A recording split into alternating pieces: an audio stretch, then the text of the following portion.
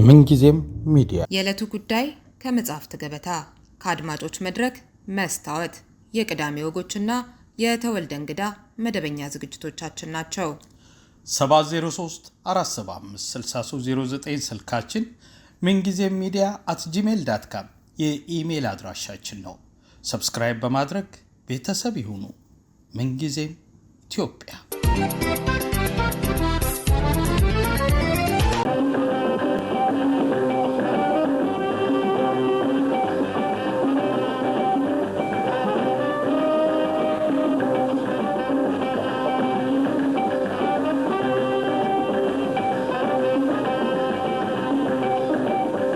የተከበራችሁ ተመልካቾቻችን በቅርቡ በተጠናቀቀው የሰላማዊና ዲሞክራሲያዊ ሽግግር ጉባኤ ወይም ኮንፈረንስ የተለያዩ ኃይሎች ተወክለው ተወያይተው በኢትዮጵያ አበይት ጉዳዮች ላይ ብዙ ውሳኔዎች አሳልፈዋል።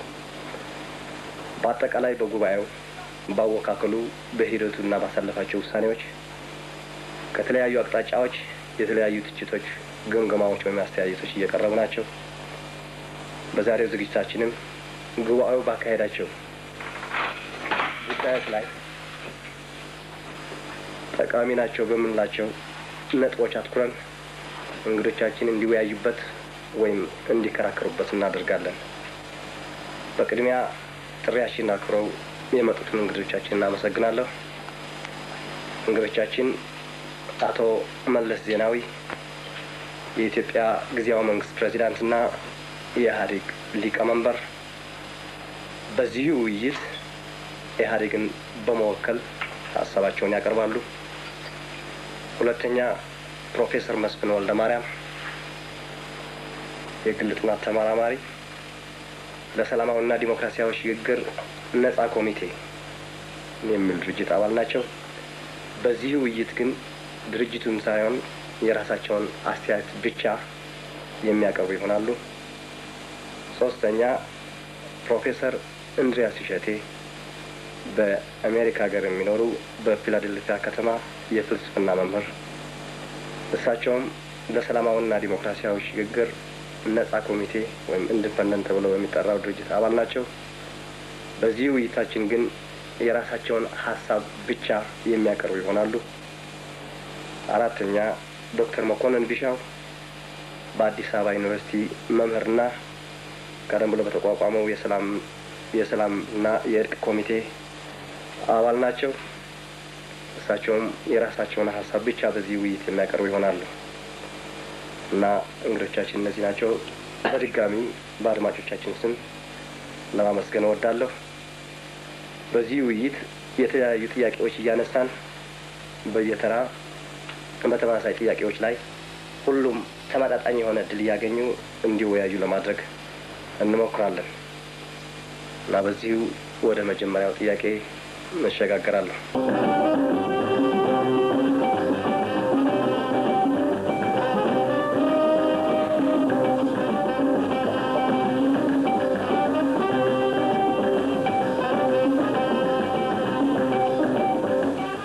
ሁለተኛ ይሄን ከፍተኛውን ክፍል ይወክላሉ ብለን ያሰብናቸው ክፍሎች ገብተዋል።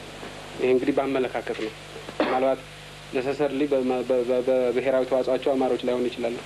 ነገር ግን የጭቁን ብሔሮች መብት ማስከበርና የአማራው ሕዝብ መብት ማስከበር፣ የጭቁን ብሔሮች ሕዝብ መብት ማስከበርና የኢትዮጵያ በአጠቃላይ ጥቅምና መብት መጠበቅ፣ እነኚህ ነገሮች ተጻራሪ መስለው የሚታዩቸው ኃይሎች በእኛ አጠራር ትምክተኛ ምናምን የምንላቸው ኃይሎች እንዲገቡ አድርገን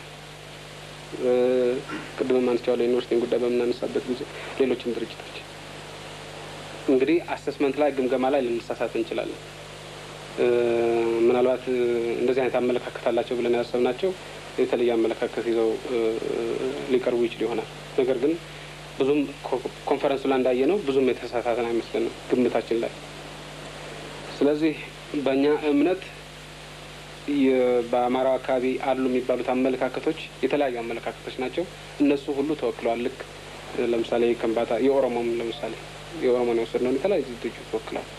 በኦሮሞ ውስጥ ያሉ የተለያዩ አመለካከቶች ከሚል አኳያ ነው ያየነው እና በዚህ መልኩ የአማራውን ታይቷል የሚል እምነት ነው ያለ። ምንም እንኳን የአማራ ድርጅት ብሎ የቀረበ ባይኖርም አንዳንዶቹ ምናልባት አማራ የምትባለው ቃል እየተጠላች ነው ለምን እንደሆነ አይገባኝም። ጀስት አዝ ልክ እንደ ኦሮሞ እንደ ትግራይ ተራ ስም ነው፣ የአንድ ህዝብ ስም ነው። የሚያሳፍርበት ወይም እንትን የሚልበት ምክንያት የለም። አንዳንዶቹ የመሀል ሀገር ሰው ነን ይላሉ። ኦኬ መሀል ሀገር ማለት በጂኦግራፊ ከሚገልጽ ምን አይነት ፕሮብለም አለ? አማራ ነኝ ማለት ምን ነገር የለውም።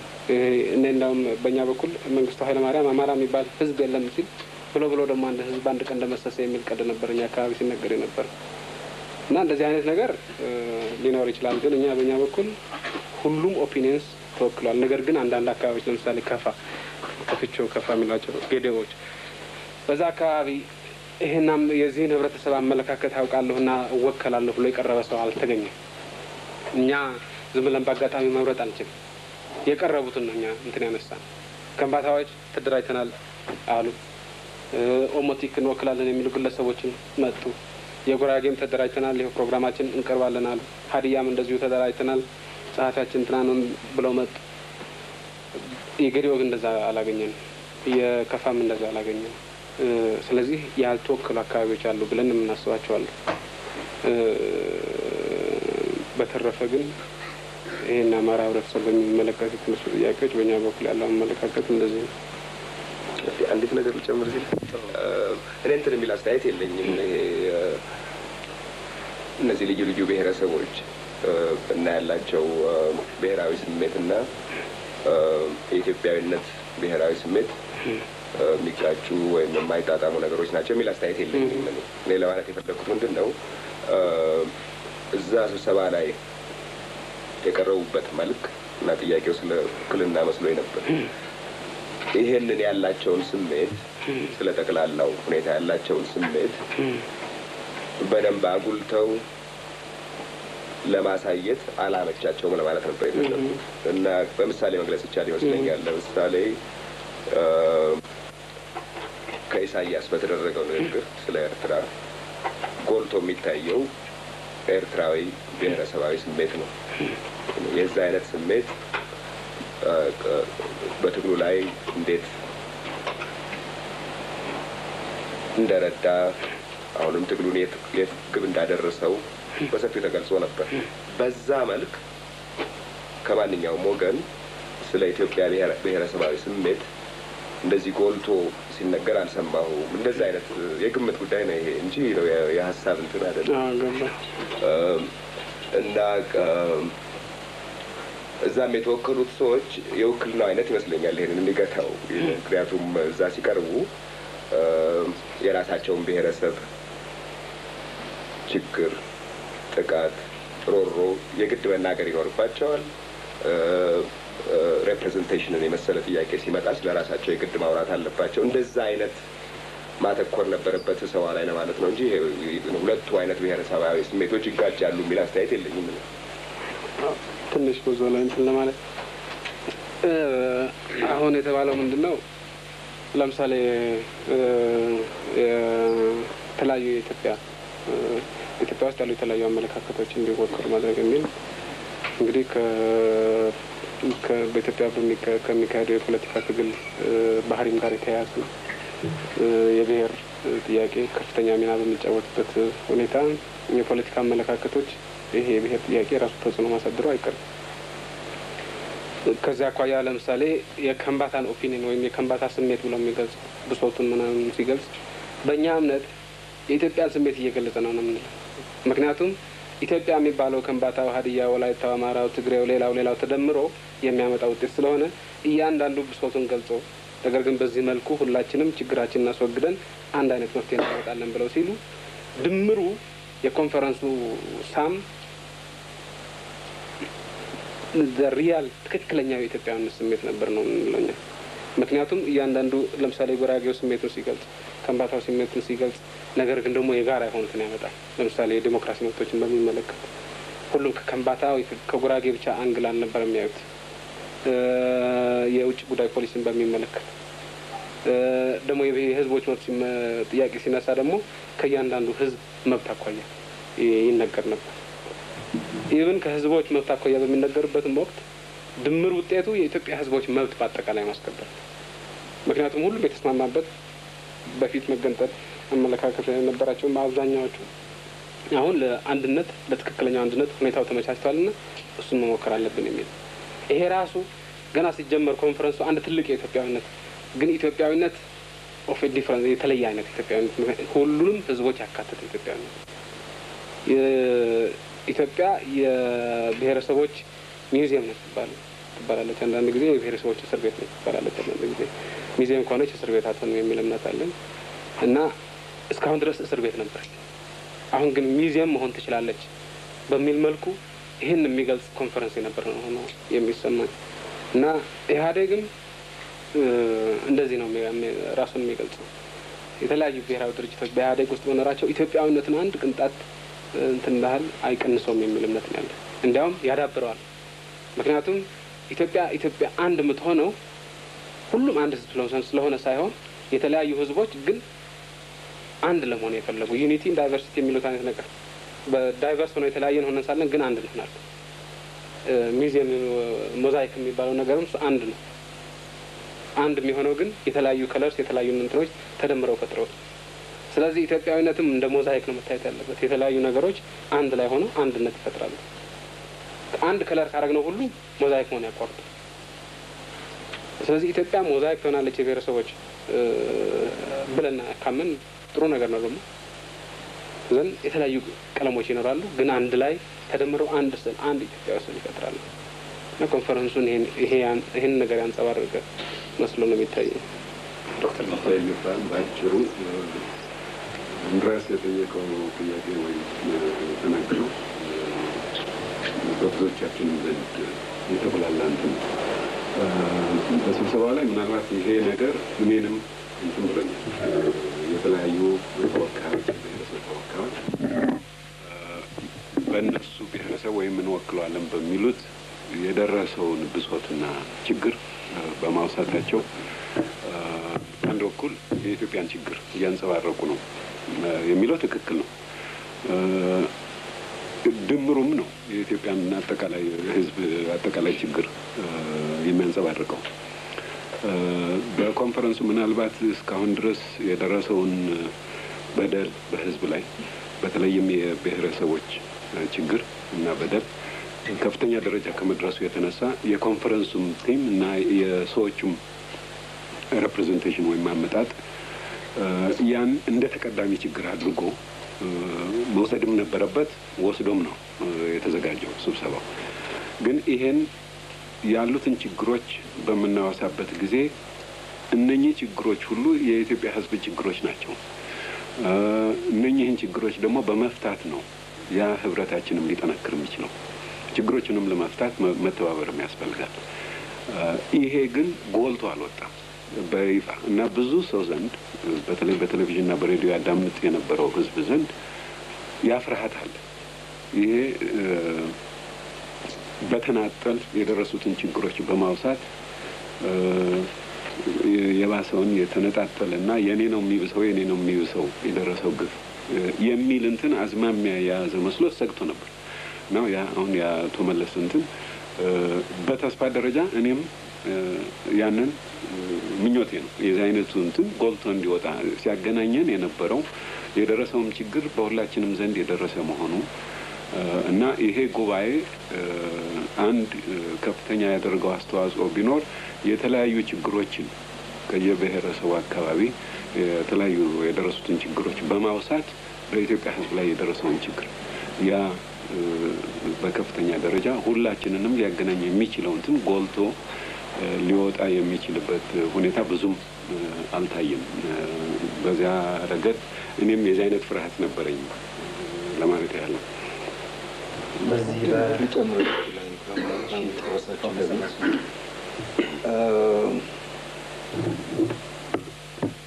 አንድ የምፈራው ነገር አለ። አሁን አቶ መለስ ነገሩት ጋር አያይዤ ለመናገር ነው። በሀገራችን አንድ ችግር አለ። የቆየ ችግር ነው። ረጅም ዘመናት ያለው ችግር ነው።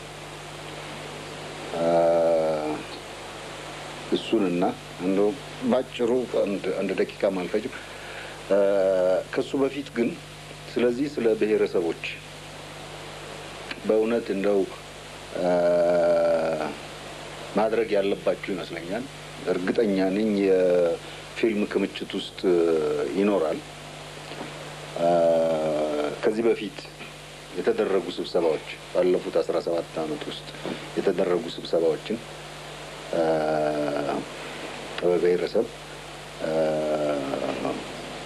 አውጥታችሁ ብትመለከቷቸውና እዚህ ጉባኤ ላይ የተባለው የተሰማው ነገር ከዛ የተለየ እንደሆነ መገመቱ ጥሩ ነው። ይሄንን ለእናንተ ተዋዋለሁ። እኔ ብዙ ጊዜ ደጋግሜ አይቼዋለሁ።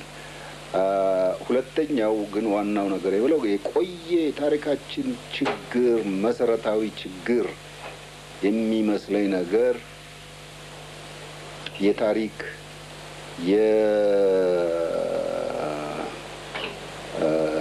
ስለ ሀገራችን ባህል ስለ ሀገራችን ታሪክ ሁልጊዜ ዘመን አንድ ሬጂም በተለወጠ ቁጥር ይለወጣል። የዜና ማዕከሎቹን ብትመለከቱ አንድ ንጉሠ ነገሥት ሲሞት ሌላ ንጉሠ ነገሥት ሲተካ የኢትዮጵያ ታሪክ እንደገና ሀ ብሎ ይጀምራል። ያ የነበረው ሁሉ መጥፎ ነው፣ ብላሽ ነው፣ ምንድን ነው ሀ ብሎ ይጀምራል። ያ ደግሞ ሲሞት እንደገና ያን ድራሹን ያጠፋና ሀ ብሎ ይጀምራል። ይሄ መሰረታዊ ችግር ያለብን ይመስለኛል። አሁንም ባለፉት 17 ዓመት እንደዚህ አይነት ነገር ነበረ። ከስልጣን እውቀት ይመነጫል። እኛ ሰው አብዛኛው ሰው በእውነቱ በስልጣን የሚያምን ነው። በራዲዮ የተባለውን በጋዜጣ የተጻፈውን እንደ እውነተኛ ነገር አድርጎ የሚያምን ህዝብ ነው። ገና እንግዲህ አሁን የጀመርነው ነገር ምናልባት ንቅናቄ ምናልባት ከዚህ ህዝቡን ነጻ ያወጣ ይሆናል። እኔ በፖለቲካ ሁኔታ ውስጥ ስንገባ ስለ ፖለቲካ በምናወራበት ጊዜ በምንነጋገርበት ጊዜ የታሪክን ነገር ለባለሙያዎች የሶሲዮሎጂካል ነክ ነገሮች ለባለሙያዎች ለሚያጠኑት ሰዎች እዛ ላይ የበለጠ ጊዜ ለሚያጠፉ ሰዎች ትተን ከነሱ የምንወስደው ነገር ቢኖር የተሻለ ይመስለኛል። ስልጣንና እውቀትኛ ሀገር እውቀት ምለው ኖት ጀነራል በጠቅላላው አይደለም። በተለይ በታሪክ በአንዳንድ ባህል ነክ ነገሮች እንደዚህ ጥቃቅን ነገሮች ማለቴ ነው። በዛ ከፖለቲካው ጋራ እየተደባለቀ እንደው አጭሩን ለመናገር አጼ ኃይለ ሥላሴ ስለ አጼ ምኒልክ በፍጹም መስማት አይፈልጉም፣ እንዲጻፍም አይፈልጉም። ከዛ በኋላ ደግሞ ደርግ መጣ፣ አጼ ኃይለ ሥላሴ የሉም ማለት አዲስ ሌላ ታሪክ ጀመረ። አሁን አንዳንድ ሌላ አዲስ ታሪክ እየመጣ ነው። አንዱ አሁን ዛሬ የሰማሁት ነው የአማራ። እኔ ማንንም በውርርድ ለመውሰድ እችላለሁ። ብቻ ውርርዱ አስፈላጊ አይደለም እንጂ ይሄ አሁን ቅድም የተነጋገርንበት ነገር አቶ መለስ አይ ቲንክ አንድ የተለየ ቡድን ተቋቁሞ በእነዚህ በተለያዩ ቦታዎች ሄዶ አጥንቶ በእውነት ይሄ አማራ የሚል ስሜት ያለው አለ ወይ ብሎ አጥንቶ ከህዝቡ ከተራው ህዝብ ምን ማለት ነው በተለያየ ቦታ ይሄ ምን ማለት ነው የሚለውን በደንብ አጥንቶ እስኪመጣ ድረስ ኦቶሪቴቲቭ የሆነ አስተያየት በዚህ ጉዳይ ላይ ተሰጥቶ ያንን በቀደም ዕለት ቀደም እንደተነሳው ሌላ ከስልጣን የመጣ ዴፊኒሽን ተሰጥቶን ነበረ። ደግሞ ዛሬ ደግሞ ሌላ ከስልጣን የመነጨ ዴፊኒሽን ስለዚህ ህዝብ እንዳናገኝ ነው። እዛ ላይ እኔ እዚህ ስብሰባ ላይ እዚህ ውይይት ላይ ያለሁት በኢህአዴግ አባልነት እና የኔ አስተያየት ምንም አይነት ኦፊሻል ሳንክሽን የለም። የመንግስት ማህተም ያረፈበት አይደለም። የግለሰብ ወይም ደግሞ ገፋቢል ያን ድርጅት አመለካከት ነው። ከእንድሪያስ አመለካከት በምንም አይነት የተለየ ሌጂቲመሲ ወይም የተለየ ህጋዊነት ያለውን ወይም ከእርሱ አመለካከት እሱ አማራ የሚባል ህዝብ የለም ይላሉ። በእርሶ ሎጂክ ከሄድን ደግሞ ሌላም ከምባታ የሚባልም ህዝብ የለም፣ ኦሮሞ የሚባልም ህዝብ የለም፣ ትግራይ የሚባልም የለም የሚል ወስደናል። ስለዚህ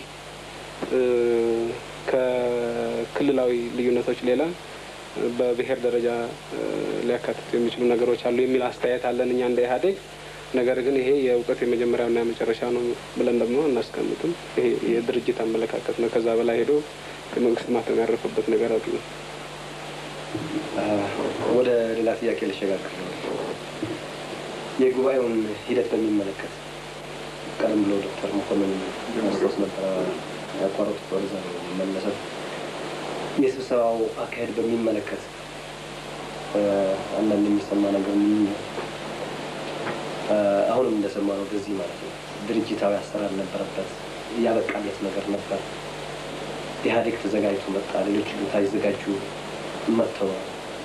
ይህም እንደዚህ አይነት እንትኖች ይሰማሉ እና በዚህ ላይ ያላቸው አስተያየት እውነት ኮንፈረንሱ ሲጀመር ኢህአዴግ ደግሞ ቻርተሩ በቂት ሲያቀርብ እያበቃለት ነገር ነበር ተብሎ መወሰድ ያለበት ጉዳይ ነው። እንዴት እናየዋለን?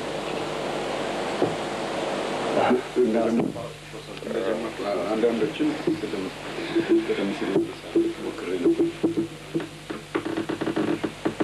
አሁንም ቢሆን ከሁለታችን አንጻር ከፕሮፌሰር አስራትና ከእኔ አንጻር ነው የማየው። ምክንያቱም ሌሎቹ ምን ያህል አስበውበት መጥተው እንደነበረ ወይ ቀድሞ አንዳንድ ዝግጅቶች ተሰጥተዋቸው እንደነበረ አላውቅም። ከመጀመሪያ ግን እኔ ያየሁት ምንድን ነው አጀንዳውን በሚመለከት ለምሳሌ አናውቅም ነበር ምን እንደሚሆን።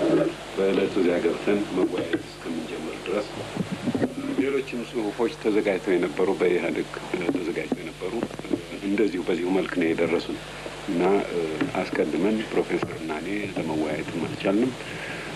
ስብሰባውን በሚካሄድበት ጊዜ እኛ የነበረን ሀሳብ ምንድን ነው ጎን ለጎን ቁጭ ብለን ቢያንስ መመካከርና ሀሳብ መስጠት የሚቻል መስሎን ነበር። ያልሆነም አንዳንድ ችግሮች ሊኖሩ ይችሉ ይሆናል። የሆነበት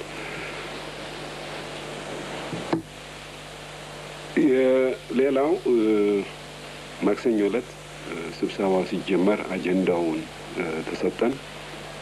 በአጀንዳው ላይ ውይይት ተጀመረ በጉባኤው ሊቀመንበር አማካኝነት እና ይህንን ጉባኤ እናጽድቅ ተብሎ ሀሳብ ከቀረበ በኋላ ችግር መስሎ የታየኝ አንድ ሁኔታ ነበረ። ምክንያቱም በእኔ ግምት ያ አጀንዳ በድምፅ አልጸደቀም እኔ እስካየሁት ድረስ። ግን ወዲያውኑ ቀጥታውኑ ወደ ውይይቱ በቻርተሩ ላይ ውይይት የተገባ ነው ይመስለኝ። በዚህም የተነሳ ይመስለኛል በኋላ አንዳንድ ተሳታፊ ላስታውሶት ሰራዊት ነገር በዛም ተብሎ ነበር የአንዳንድ ተወካዮች አላየነውም ነበር የሚል ሀሳብ መጥተው ስለዚህ ምን እናድርግ የሚል ቀርቦ ነበር። ኮንፈረንሱን አስተላልፈን ሌላ ጊዜ እናድርገው ወይም አሁን ለማየት ይቻላል ተብሎ አሁን ማየትና መቀጠል እንችላለን የሚል ነገር ተብሎ ነበር። ገባኝ። ሊወሰድ አይችልም። እሱ አንደኛው ቻርተሩን በሚመለከት መሰለኝ ነው ያስታውሳለሁ። ያ ሀሳብ ሲቀር ቻርተሩን በሚመለከት እኔ የደረሰኝ አሁን ከጥቂት ደቂቃ በፊት ነው እና ስላላነበብኩት የማንበቢያ ጊዜ ቢሰጠንና አንበበ ነው ብንመጣ የሚል ሀሳብ ቀርቦ ነበር ከኦሞቲክ ህዝቦች ተወካይ መሰለኝ እና ይሄ ግን በውሳኔ ላይ አልፏል። ምክንያቱም አብዛኛው የለም መወያየት እንችላለን ብሎ ስላለ ውይይቱ ጀመረና ቀጠለ። እኔ ግን ቀደም ሲል የነበረውን ነው አጀንዳው የምንወያይባቸው ጉዳዮች ተብሎ የቀረበው ላይ የዚህ አይነት ውሳኔ የተወሰደበት አልመሰለኝም እስከ መጨረሻ ሳይሆን እና በኋላ አንዳንድ የተነሱ ችግሮች ነበሩ።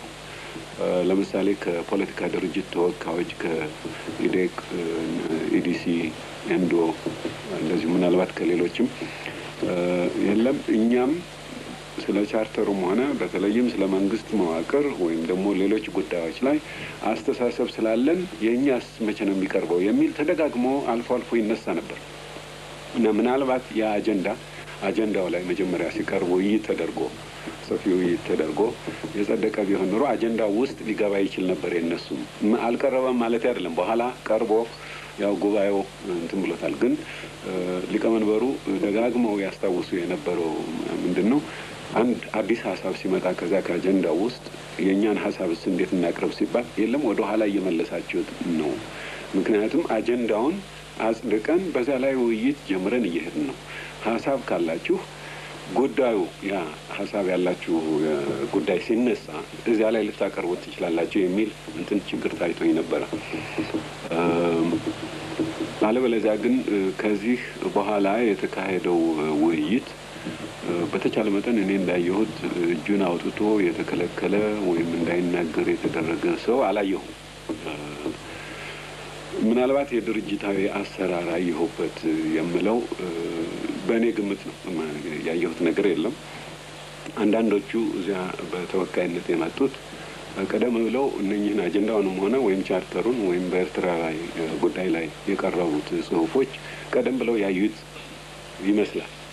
ምክንያቱም ብዙ ሊቀመንበሩም ደጋግመው ብለውታል። ይሄ ኢህአዴግ ብቻውን የሰራው ነገር አይደለም፣ ብዙ ተወያይተንበታል ጦርነቱም በሚካሄድበት ጊዜ። ከዛም በኋላ የዚህ አይነቱ ግን እድል ያልነበራቸው ተወካዮች ሊኖሩ ይችላሉ። እንደገና አሁን የምመለከተው ከኛ አንጻር ነው። ምናልባት እኛ መጨረሻው ቀን አካባቢ ስለሆነ የተወከል ነው ከአዘጋጆቹ በኩል አስቀድመው ሊሰጡንና እንድንወያይበት ሊያደርጉ አልቻሉ ይሆናል። ይሄ ታየኝ ከኔ በኩል። ሌሎቹ ምን አይነት አስተያየት እንደነበራቸው አላውቅም። ከስብሰባ በኋላ አላነጋገርኳቸውም። በመሰረቱ እነዚህ ነጥቦች ናቸው በሂደቱ ላነሳው የምፈልገው። አጀንዳ መጀመሪያ ላይ ሲጸድቅ ኢህአዴግ ያቀረበው አጀንዳ አለን። ጀነራል ነው አጀንዳው። ገና ከመጀመሪያው ጀምሮ የሰላምና የዴሞክራሲ ሽግግር ነው። ሁሉም የሚያውቀው ነው። ከዚህ በመነሳት ኢዲዩ የራሱን የሰላምና የዴሞክራሲ ሽግግር ሀሳብ ይዞ መጥተዋል። ማነሱ የኢትዮጵያ ዴሞክራሲያዊ ቅንጅት የሚባለውን ቡድን እንደዚሁ ይዞ መጥተዋል እና የራሳቸውን የቤት ስራ የሰሩ ሰዎች አሉ። በእኛ በኩልም እንግዲህ የነበረን ጊዜ 1 ወር ነው። በዚህ ወር ውስጥ የተዘጋጀንበት ጉዳይ አይደለም። ይሄ በ1 ወር ውስጥ እንትና አድርገናል ብሎ ማለት አይቻልም። የሽግግር ፕሮግራም አለን የቆየበት የሽግግር ፕሮግራም። ይህን ፓብሊክሊ ወይም በይፋ ስንሰራበት የቆየንበት ዶክሜንት ነው ያለ ዶክሜንት ነው።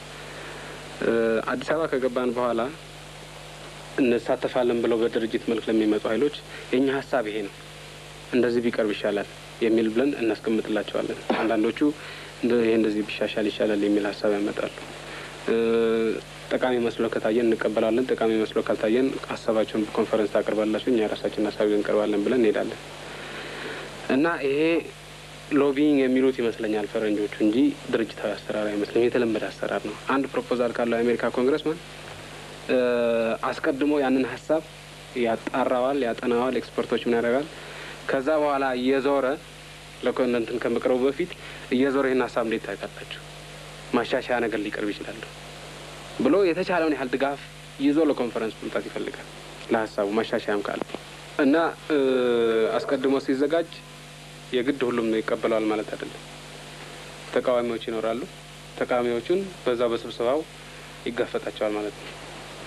አሁን በእኔ እምነት ድርጅታዊ አሰራር መስሎ የሚታየኝ ተቃዋሚ እንዳይኖር ወይም እንደማይኖር አድርጎ ቤቱን ራሱን ማደራጀት አስቀድሞ ማስተካከል ወይም ደግሞ ሌላ ሀሳብ እንዳይመጣ ማፈን ይመስለኛል ድርጅታዊ አሰራር የሚባለው እና እንደታየው ግን አንደኛ በአጀንዳ ደረጃ አጀንዳውን ለቤቱ ቀርቦ ኢህአዴግ ያስቀመጠው አጀንዳ ምናልባት የዩኒቨርሲቲዎቹ ቀደም ብለው አላያቸውት ሊሆን ይችላል።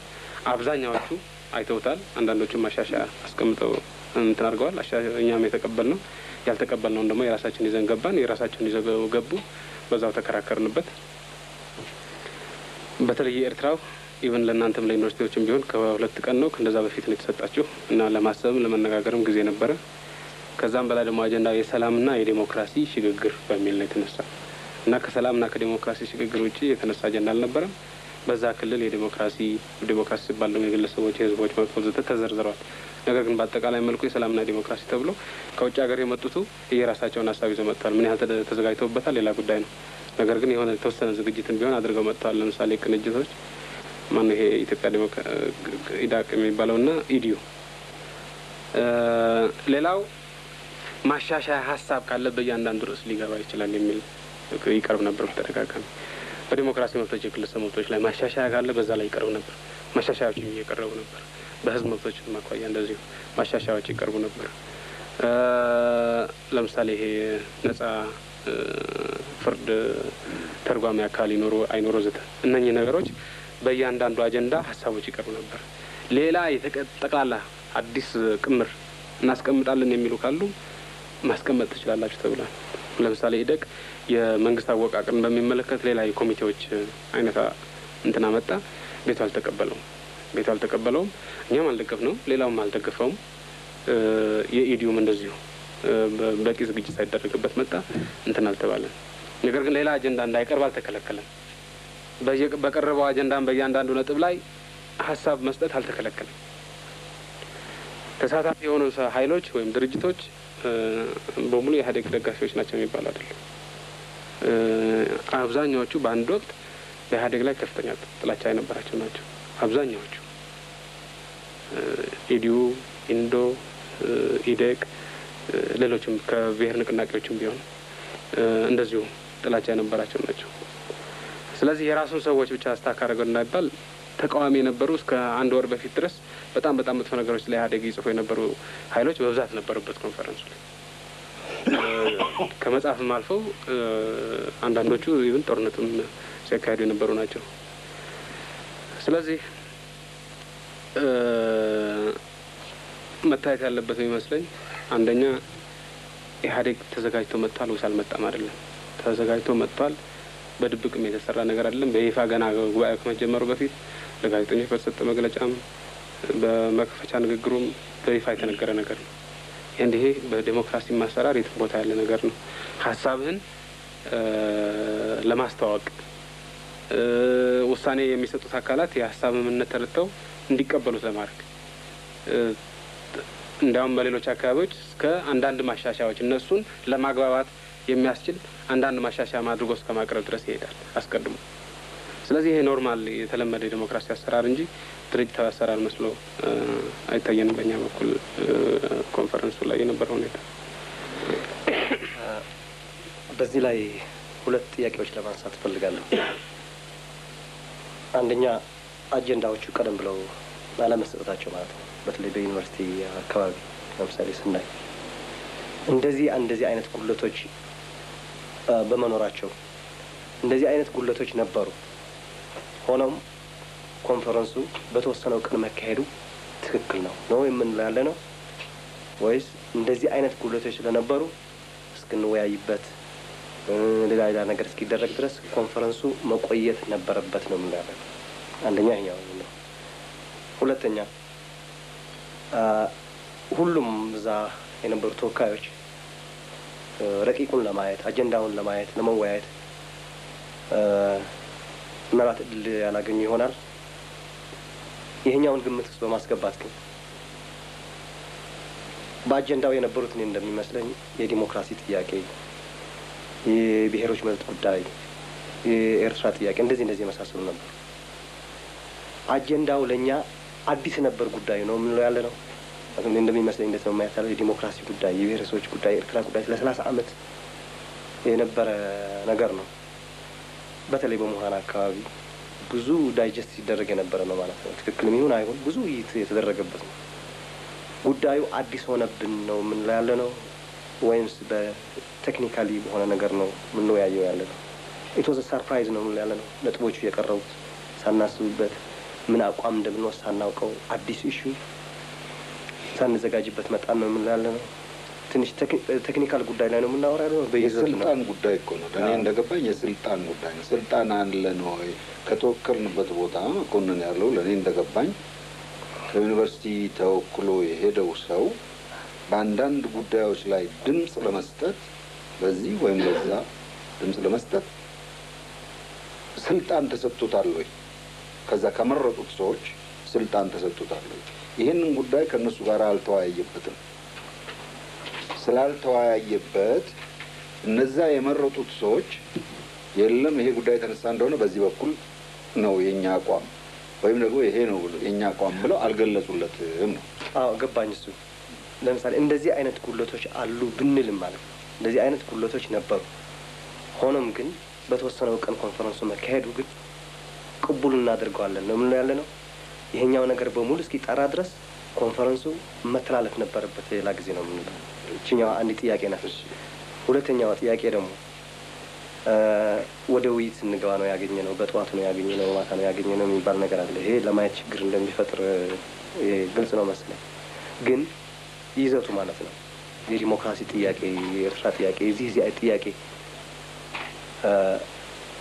ከአሁን በፊት ብዙ ያየነው ብዙ የተወያየንበትም እና አቋም የወሰድንበት ጉዳይ ስለሆነ በአጭር ጊዜም ቢሆን አይተን ስለ ጉዳዩ ለመወያየት ሀሳብ ለመስጠትና አቋም ለመወሰድ በተጨባጭ አስቸጋሪ ነበር ወይ ነው ያሉት እና ፕሮፌሰር መስፍን ያነሱትም በዛ ተጠቃሎ ሊመለስ ይችላል ማለት ነው። እኛውን ትንሽ ግልጽ ብናደርገው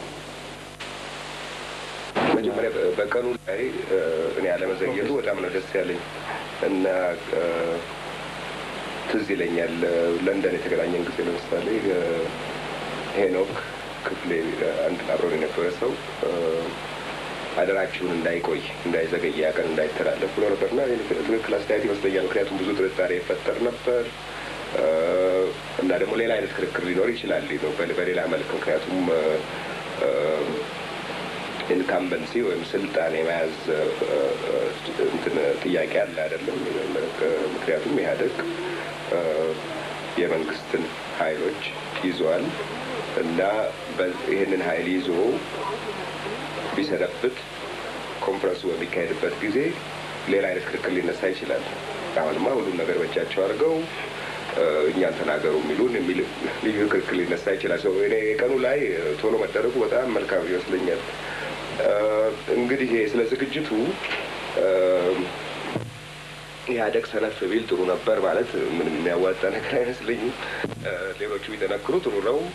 ነገር ግን አንተ እንዳልከው ደግሞ ነው ሊጠነክሩ የሚችሉት ፈተና እንደዚህ አይነት ነገር አይደለም። እንደው ቶሎ ቶሎ አጣርፈው ሊሰርቱ የሚችሉት ነገር አይደለም። በትግሉ በመቆየት ነው እንግዲህ አንድ ሰው ለእንደዚህ አይነት ነገር የሚያደርገው ተሳትፎ መልካም መሆኑ ደከም ያለ መሆኑ ከሩቅ ሙከራ የሚመጣ ነገር ነው። ስለዚህ 5 ቀን 10 ቀን እንደዚህ ብዙ ልዩነት ላያመጣ ይችላል። ምናልባት ልዩነት ቢያመጣ እንግዲህ ጊዜያዊ ችግሮች አሉ ሁሉንም ሰው የሚያጋጥሙ የወከሉትም ሰው የማናገር አይነት ነገር አሁን ጋሽ መስፍን የጠቀሰው እንደዚህ አይነት ጥያቄዎች ሊነሱ ይችላሉ። ግን እነዚህ ምንም ጊዜ ሊነሱ የሚችሉ ጥያቄዎች ይመስሉኛል። ሰው በዛ በኩል እኔ ምንም እንትን የለኝም። ሌላ ለማለት እንፈልገው እና ብዙ ሰው ይሄ ያለው ነገር ነው። እኔ ሁሉም ሰው ሀሳቡን ለመግለጽ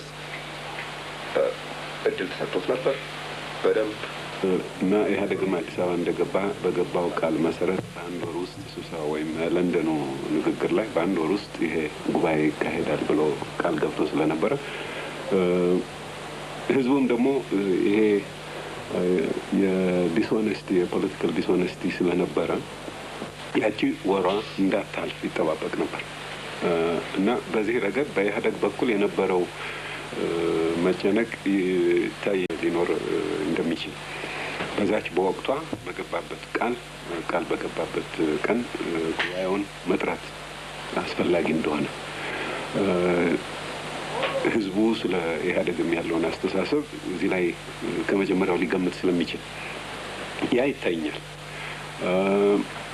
እና በእለቱ መካሄዱን በጣም ትልቅ ነገር አድርጌ ነው የማየው። ምንም እንኳ የጊዜ እጥረትና ብዙ ችግሮችን ቢፈጥር መደረጉ በጣም ጥሩ ነው።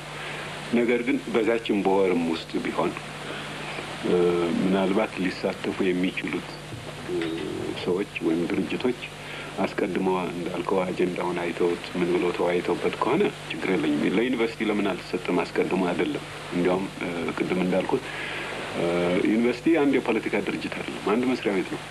የተለያዩ አይነት በአንድ ቤተሰብ እንኳ የተለያየ አይነት አስተሳሰብ አለ እና ያ ዩኒቨርሲቲ ወይም የከፍተኛ ትምህርት መምህራን አንድ አቋም ይዘው ይመጣሉ ብሎ መጠበቁም ልክ አልነበረም።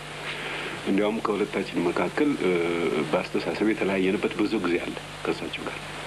ግን እሳቸው ስለነበሩ የሚያቀርቡት በዚያ ስም እሳቸውም ደጋግመው ተናግረውታል።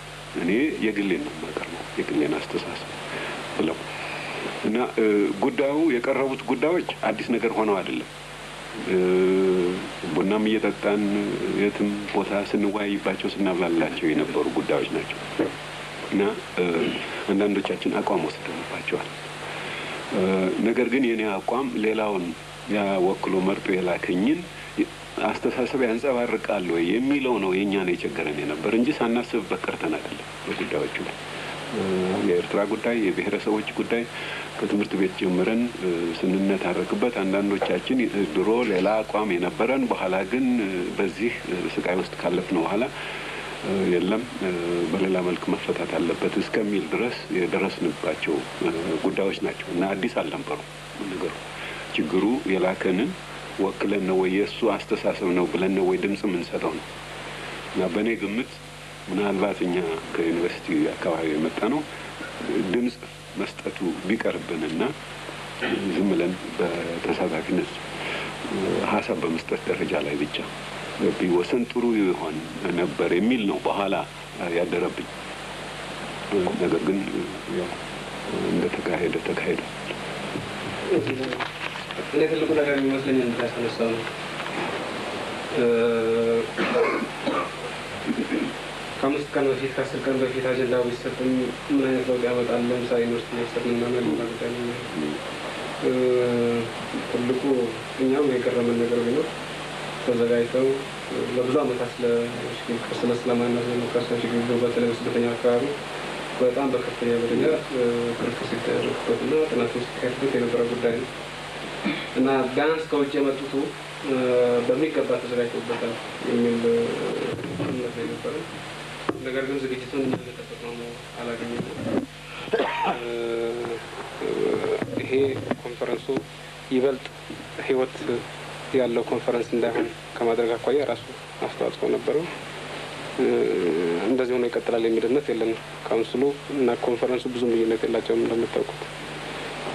ማለት በምክር ቤቱ አባላት ነው የተመረጡት እና ጎደል ኮንፈረንስ ውስጥ ተሳታፊ የነበሩት ናቸው እና ይሄ መጀመሪያው እንጂ መጨረሻ ባለመሆኑ በሚቀጥሉት ይበልጥ ተዘጋጅተው በእያንዳንዱ ጥያቄ እና ይበልጥ አነታራኪ የሆኑ ጥያቄዎችን ወደፊት ሊያጋጥሙን ይችላሉ። እዛ ላይ ህይወት ያለው ክርክርና ውይይት ሊመጣ እንደሚችል ነው የምንገምተው፣ ተስፋ የምናደርገው። በተረፈ ትልቁ ችግር የዝግጅቱ ነው ይመስለኝ። ዩኒቨርሲቲም ቢሆን አንደኛ በአሰራር ደረጃ ድምጽ ያለመስጠት መብት የቤቱ እየተጠበቀ ነው የነበረው። አብስቴን ማድረግ ይቻላል፣ ድምጽ ላለመስጠት ይቻላል። ይህንን መብት ተጠቅመውበታል ፕሮፌሰር። ሌላው ይሄ አመለካከት የዩኒቨርሲቲ በሙሉ ላይሆን ይችላል። እኔ ግን በግሌ አስተያየት እንደዚህ ነው ብለው ገልጸው ከዛ በኋላ ድምጽ አሰጣጥ ላይ እንግዲህ ዩኒቨርሲቲ ተወካይ በመሆኔ ሁሉንም ልገልጽ ስለማልችል ድምጽ አልሰጥም። ነገር ግን የግሌ አመለካከት ይሄ ነው ብሎ ማለት የሚያስቸግር ነገር የነበረ አይመስለኝም። ለነገሩ አስተያየት መስጠት ከመስጠት አልተቆጠውም። ነገር ግን እስከ መጨረሻው የገፉበት ሁኔታ አልነበረም እና ስልጣኑ ውክልናው የሚለው ነገር በእርግጥ ጥያቄው ሊነሳ ይችላል፣ ግን በጣም አስቸጋሪ ነው። በእያንዳንዱ ጥያቄ ተወካዩ ታስሮ ነው ወይ የሚሄደው? ጀነራል እንትን ይኖረዋል፣ ጀነራል አጠቃላይ የሆነ ውክልና ይኖረዋል። ከዛ ቀጥሎ ያለው ነገር እንግዲህ ራሱ የሚገምተውና የሰው አመለካከት በዚህ ጉዳይ ላይ ምን ይሆናል ብሎ የሚያስበውን እና የራሱንም እያስተሳሰረ መግለጽ ነው እንጂ ለእያንዳንዷ ጥያቄ እንትን መልስ ከእንትን ማምጣት በጣም አስቸጋሪ ነው የሚሆነው። ይሄ አንድ ጉዳይ ነው። ምናልባት ዩኒቨርሲቲ ትንሽ ለየት ያለ የሚያደርገው እንደ ፖለቲካ ድርጅት ተደራጅተው በሁሉም ጥያቄዎች ላይ የራሱ አቋም ይዘው ያለመምጣቱ ይሄ አንዱ ልዩ ነገር ሊሆን የሚችል ይመስለኛል። ወደ ሌላ ጥያቄ እንሸጋገር። በዚህ ጉባኤ ወይም ኮንፈረንስ ሰብአዊ መብቶችን እንደሚመለከት በተባበሩት መንግስታት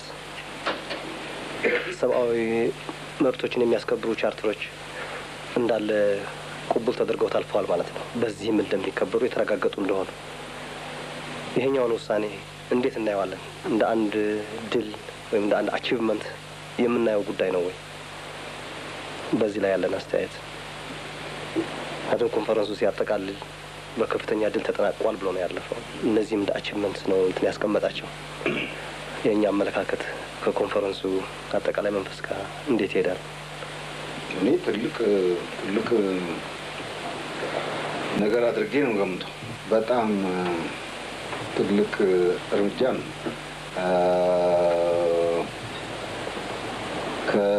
ከውሳኔ ውስጥ እንደውም ከመዘርዘር ይልቅ ተብሎ የተባበሩት መንግስታት የወሰናቸውን ስምምነቶች፣ ውሎች በሙሉ ተቀብለን እንለፈው ሲባል እዛ ውስጥ ያሉትን ሰብአዊ መብቶች በሙሉ በኢትዮጵያ ውስጥ ይበጡ ማድረግ የብዙዎቻችን ህልም ነው ነበረ። ምናልባት ከተደረጉት ሌሎች ሁሉ ከተላለፉት ሌሎች ሁሉ ውሳኔዎች ይበልጥ ለኔ ይሄ የሰብአዊ መብቱ ጉዳይ ትልቅ እርምጃ ለኢትዮጵያ ህዝብ ይሆናል ብዬ የምገምተው። እንግዲህ ይህንን ስራ ላይ ሲውል በተግባር ላይ ሲውል ማየቱ ገና የሚናፍቀን ነገር። አሁን የማየው በጭራሽ ያንን የሚያስተማምን ነገር ምንም አላየም። አካባቢዬ፣ በሰፈሬ፣ በከተማው በሙሉ የምሰማው ፈጽሞ ይህንን እነዚህን መብቶች፣ ሰብአዊ መብቶች የሚጠብቅ ነገር የሚመስል እንኳን አላየም። ወደ 60 አንዳንድ ቦታ ላይ ሲኖር 68 67 ግድም ላይ በተለይ በሰው መታሰር በኩል በመጠቆም ዝም ብሎ ሰው እየታሰረ መሄድ በእለት አዲስ ሰው ሰማለሁ እና ገና መቀበሉ ራሱ ይህንን ነገር እንደ ትልቅ እርምጃ ለኢትዮጵያ ህዝብ በሙሉ አድርጌ ስመለከተው ይህንን ደግሞ በተግባር በስራ ላይ ያዋልን ዕለት አንድ ስለት ልሳል ነበር ይቅርብኝ እና ያዋልን ዕለት በእውነት ይቺ ሀገር ምናልባት የታሪካዊ ትልቅነቷን ለአፍሪካ አህጉር አንድ አይነት ፈር የምታሳይ ታሪኳም ከዚህ በፊት እንደነበረችው ምናልባትም አንዳንዶች ሌሎች ሀገሮችም በአውሮፓም አሜሪካም ያሉ ሀገሮች ያላቸውን እምነት በእኛ ላይ የምናጸድቅበትና በራሳችንም የወደፊት ተስፋ የምንተማመንበት ይሆናል ብዬ ነው ማለት። ግን እንዳልኩት አሁን እስር ቤት ያለው በሆለታ፣ በሰንዳፋ፣ አዲስ አበባ በያለበት እስር ቤት ሆኗል በሙሉ ቪላዎች በሙሉ እና ይሄንን ስመለከተው በየቤቱ ያለውን ለቅሶ ሮሮ ስመለከተው በጣም ብዙ ይቀረናል ነው። በጣም ብዙ ይቀረናል። እኔ ከዚህ በፊት ተናግሬ ያለሁኝ ይቅር ለእግዚአብሔር ብለን እንተውና ወደፊት ብቻ እንመልከት፣ ያን ያለፈው እንተው ብዬ ነበር። እነዛም ሰዎች አልተቀበሉትም፣ እናንተም አልተቀበላችሁትም። አሁን እዚህ ደርሰናል። እዚህ ከደረስን በኋላ ወደፊት መራመድ አለብን። ወንጀለኞች መያዝ አለባቸው። ይህ ምንም አያጠራጥርም። አሁን እዚህ ከተደረሰ በኋላ ወንጀል የሰሩ ሰዎች እየተጣሩ በወንጀላቸው መያዝ አለባቸው።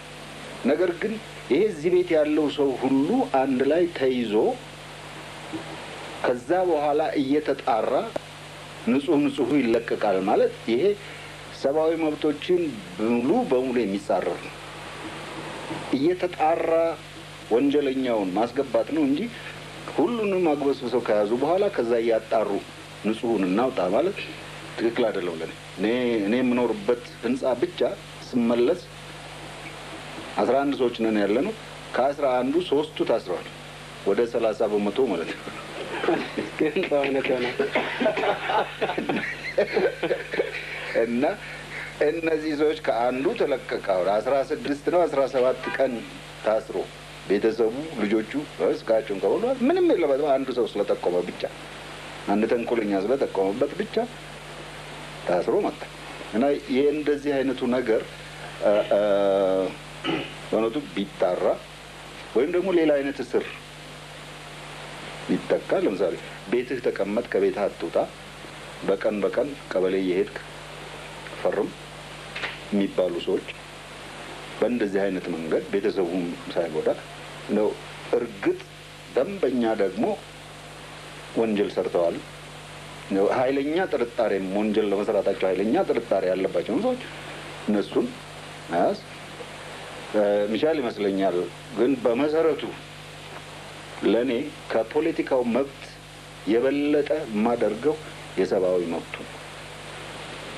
ስለምን የፖለቲካ መብቱ የሰብአዊ መብቱ ካለ የሰብአዊ መብቱ ከተረጋገጠ ያን ጊዜ ብቻ ነው ሰው ልበ ሙሉ የሚሆነው ወደ ፖለቲካ መብት ጥያቄ የሚገባው።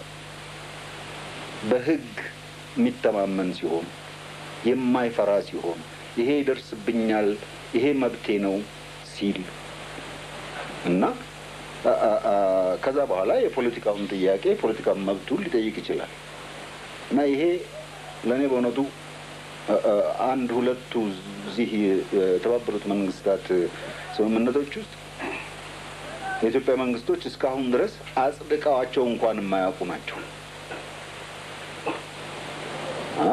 አሁን እንግዲህ ይሄ ጊዜያዊ መንግስት ይህንን ከተቀበለ በተባበሩት መንግስታት ሄዶ እነዚህን መጽደቅ የሚገባቸውን ኮንቬንሽንስ ካጸደቀ የኢትዮጵያ ሕዝብ አዲስ ደረጃ ላይ ተሸጋገረ ብዬ ነው። ትልቅ እርምጃ ነው። በተለይ ፈረንጆች መብት ለእኛ እንደው ገና የማያስፈልግ ነገር በመጠኑ እንደው ካለ ከኑሯቸው ደረጃ ጋር አያያዝም እንዲህ የሚል አስተያየት አላቸው እና የአፍሪካ ሀገር አሁን እንደተባለው ምንም ብንዳይ ምንም ይሄ በዘመናዊ ስልጣኔ ባንልቅ ይሄ ከመብት ጋር ምንም የሚያያይዘው ነገር የለም። መብት ስለ ሰብአዊነት ነው።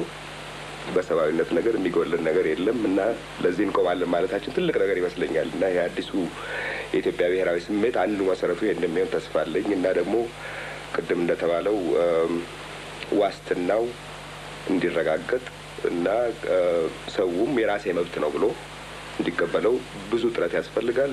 እንደሚደረግም ተስፋ አለኝ። አንዳንድ ጥያቄዎች ግን ማንሳት እፈልጋለሁ። ነገሩ በጣም ከባድ ነገር ስለሚመስለኝ እና ወደ ጉባኤው ለመመለስ ጉባኤው ላይ በዚህ ነገር ትልቅ ስምምነት ነበር። ቅድም መለስ እንዳለው ይሄ ያሳያል ነው ይሄን ሁሉ በብሔር በሃይማኖት የነበረን ጭቆና አልፈን በዚህ ላይ በአንድ ላይ ቆመናል መባሉ ትልቅ ነገር ይመስለኛል። እሱ ልክ ነው። ግን በጉባኤው ላይ ትችቱ እንደመሰለኝ አንዳንድ ጊዜ አስፈላጊ ባልሆነ ነገር ላይ በጣም አተኩሮ ነበር። በዚህ ጥያቄ ላይ ነበረው ትችት። በሌላ በኩል ደግሞ ሊነሱ የሚገባቸውን ጥያቄዎች ላይ አላተኮረም እና አንዳንዶቹ መናገር እፈልጋለሁ። ለመጀመሪያው ምሳሌ የሚመስለኝ ትዝ ይላችኋል፣ ብዙ ትችትና ክርክር ነበረ ስለ ኢኮኖሚክ መብት። እንዲህ የሚባል መብት አለ ወይ? ከፖሊሲ ተነጥሎ መታየት ይቻላል ወይ? አንዳንዶች አሉ አሉ፣ አልዘረዘሯቸውም። ቅድም እንደተባለው እንግዲህ የዝግጅት እንዲህ አይነት ችግር ሊሆን ይችላል። ነገር ግን እኔ እንደገባኝ ሁሉም ሰው የተስማማው በሰብአዊ መብት ረገድ የተባበሩት መንግስታትን ሰነድ ተቀብለናል ተብሏል። እዚህ ሰነድ ላይ እንደሚታወቀው ኢኮኖሚክ መብቶች ይታወቃሉ። ለምሳሌ አንዱ አንቀጽ የግል ንብረት መብት አለው እያንዳንዱ ሰው ይላል። ይሄ እንግዲህ እኔ እንደሚገባኝ የኢኮኖሚክ መብት ነው። እኔም በዛም ግድ የለኝ ስለ ኢኮኖሚክ መብት፣ ግን ለብዙ ሰው ይሄ ነገር በጣም አንገብጋቢ ነው። አንዳንድ ጓደኞቼ በየሰፈሩ ሲሄዱ ስለዚህ ጥያቄ እንዴት ነው ያለፋችሁት ይላሉ። እና አለመታለፉ መገለጽ ነበረበት። አልታለፈም። የተባበሩት መንግስታትን የመብት እንትን ስንቀበል ሰነድ ስንቀበል ይሄንንም ተቀብለናል። እና ይሄ ደግሞ ይሄንን መቀበል ደግሞ ምንም የፖሊሲ ኮሽንን እንትን በዚህ መንገድ ሆነ በዛ መንገድ ጥያቄውን አይወስነውም። ይሄ ገና ወደፊት የሚደረግ የፖለቲካ ትግል ይመስለኛል። እዛ ላይ ብዙ ጊዜ ጠፍቶ ነበር እና ያለ ምክንያት ይመስለኛል። ሌሎች ጥያቄዎች አሉ ግን መነሳት የነበረባቸው የሚመስሉኝ እና አንዳንዶቹ እንዲሁ ላንሳቸው። አንዱ ምንድነው፣ ለምሳሌ ልዩ ልዩ አይነት የዴሞክራሲ መብቶች ቻርተሩ ላይ ወጥተዋል። ከዚህ ሌላ አንዱ አብይ ዴሞክራቲክ መብት የታወቀው የራስን እድል በራስ የመወሰን የሚለው ነው እና እነዚህ መብቶች እንደ ማንኛውም ዴሞክራቲክ መብት በልዩ ልዩ ሁኔታ ላይጣጣሙ ሊጋጩም ይችላሉ። ይህ በሚሆንበት ጊዜ በጠቅላላው የትኛው መብት ነው የበላይ የሚሆነው የሚል ጥያቄ አልተነሳም። በቅጡም እንዳይነሳ ወደፊት ሊፈታ ይችላል። ሁኔታው ሲነሳ ያኔ እንመለከተዋለን እንዳይባል ጉባኤው ምን ውሳኔ አረገ? እነዚህን ሰብአዊ መብቶችን በሚመለከት ከመንግስት ቁጥጥር ነጻ የሆነ ችሎት ፍርድ ይሰጣል አለ። ራስን በራስ የመወሰን እድል ላይ ግን እዚህ ላይ ችሎታ አያገባውም ተባለ። ስለዚህ በሁለቱ መብቶች መሀል በልዩ ልዩ ሁኔታ ግጭት ቢነሳ እንዴት እንደሚፈታ ምንም በቂ መምሪያ አይሰጥም ነው አንዱ ያለኝ ቅሬታ። እና ሊነሳ የሚችል ነገር ይመስለኛል። ለምሳሌ አንዱ ኢንፋክት የተጠቀሰ ቻርተሩ ላይ ሰብአዊ መብት ምንድን ነው? የመደራጀት ነው። አሁን በአንዱ አካባቢ ራስን በራስ በመወሰን በሚለው እንትን ህጎች ይወጣሉ። እዚያ አካባቢ ህግ በዛ አካባቢ ህግ ለምሳሌ እዛ አካባቢ ከሚኖረው ሰው ጋር በሃይማኖት የማይስማማ በአስተያየት የማይስማማ ሰው ቢጽፍና ቢከለከል እንዴት እንደሚፈረድ አላውቅም። የትኛው መብት ነው የሚበልጠው? ሰብአዊ መብቱ ነው ወይስ ራስን በራስ የመወሰን መብት? እንደዚህ አይነት ያሉ ጥያቄዎች አሉኝ። በበለጠ እዛ ላይ ቢብላሉ ደስ ይለኝ ነበር እና አለመብላላታቸው ቅር ይለኛል።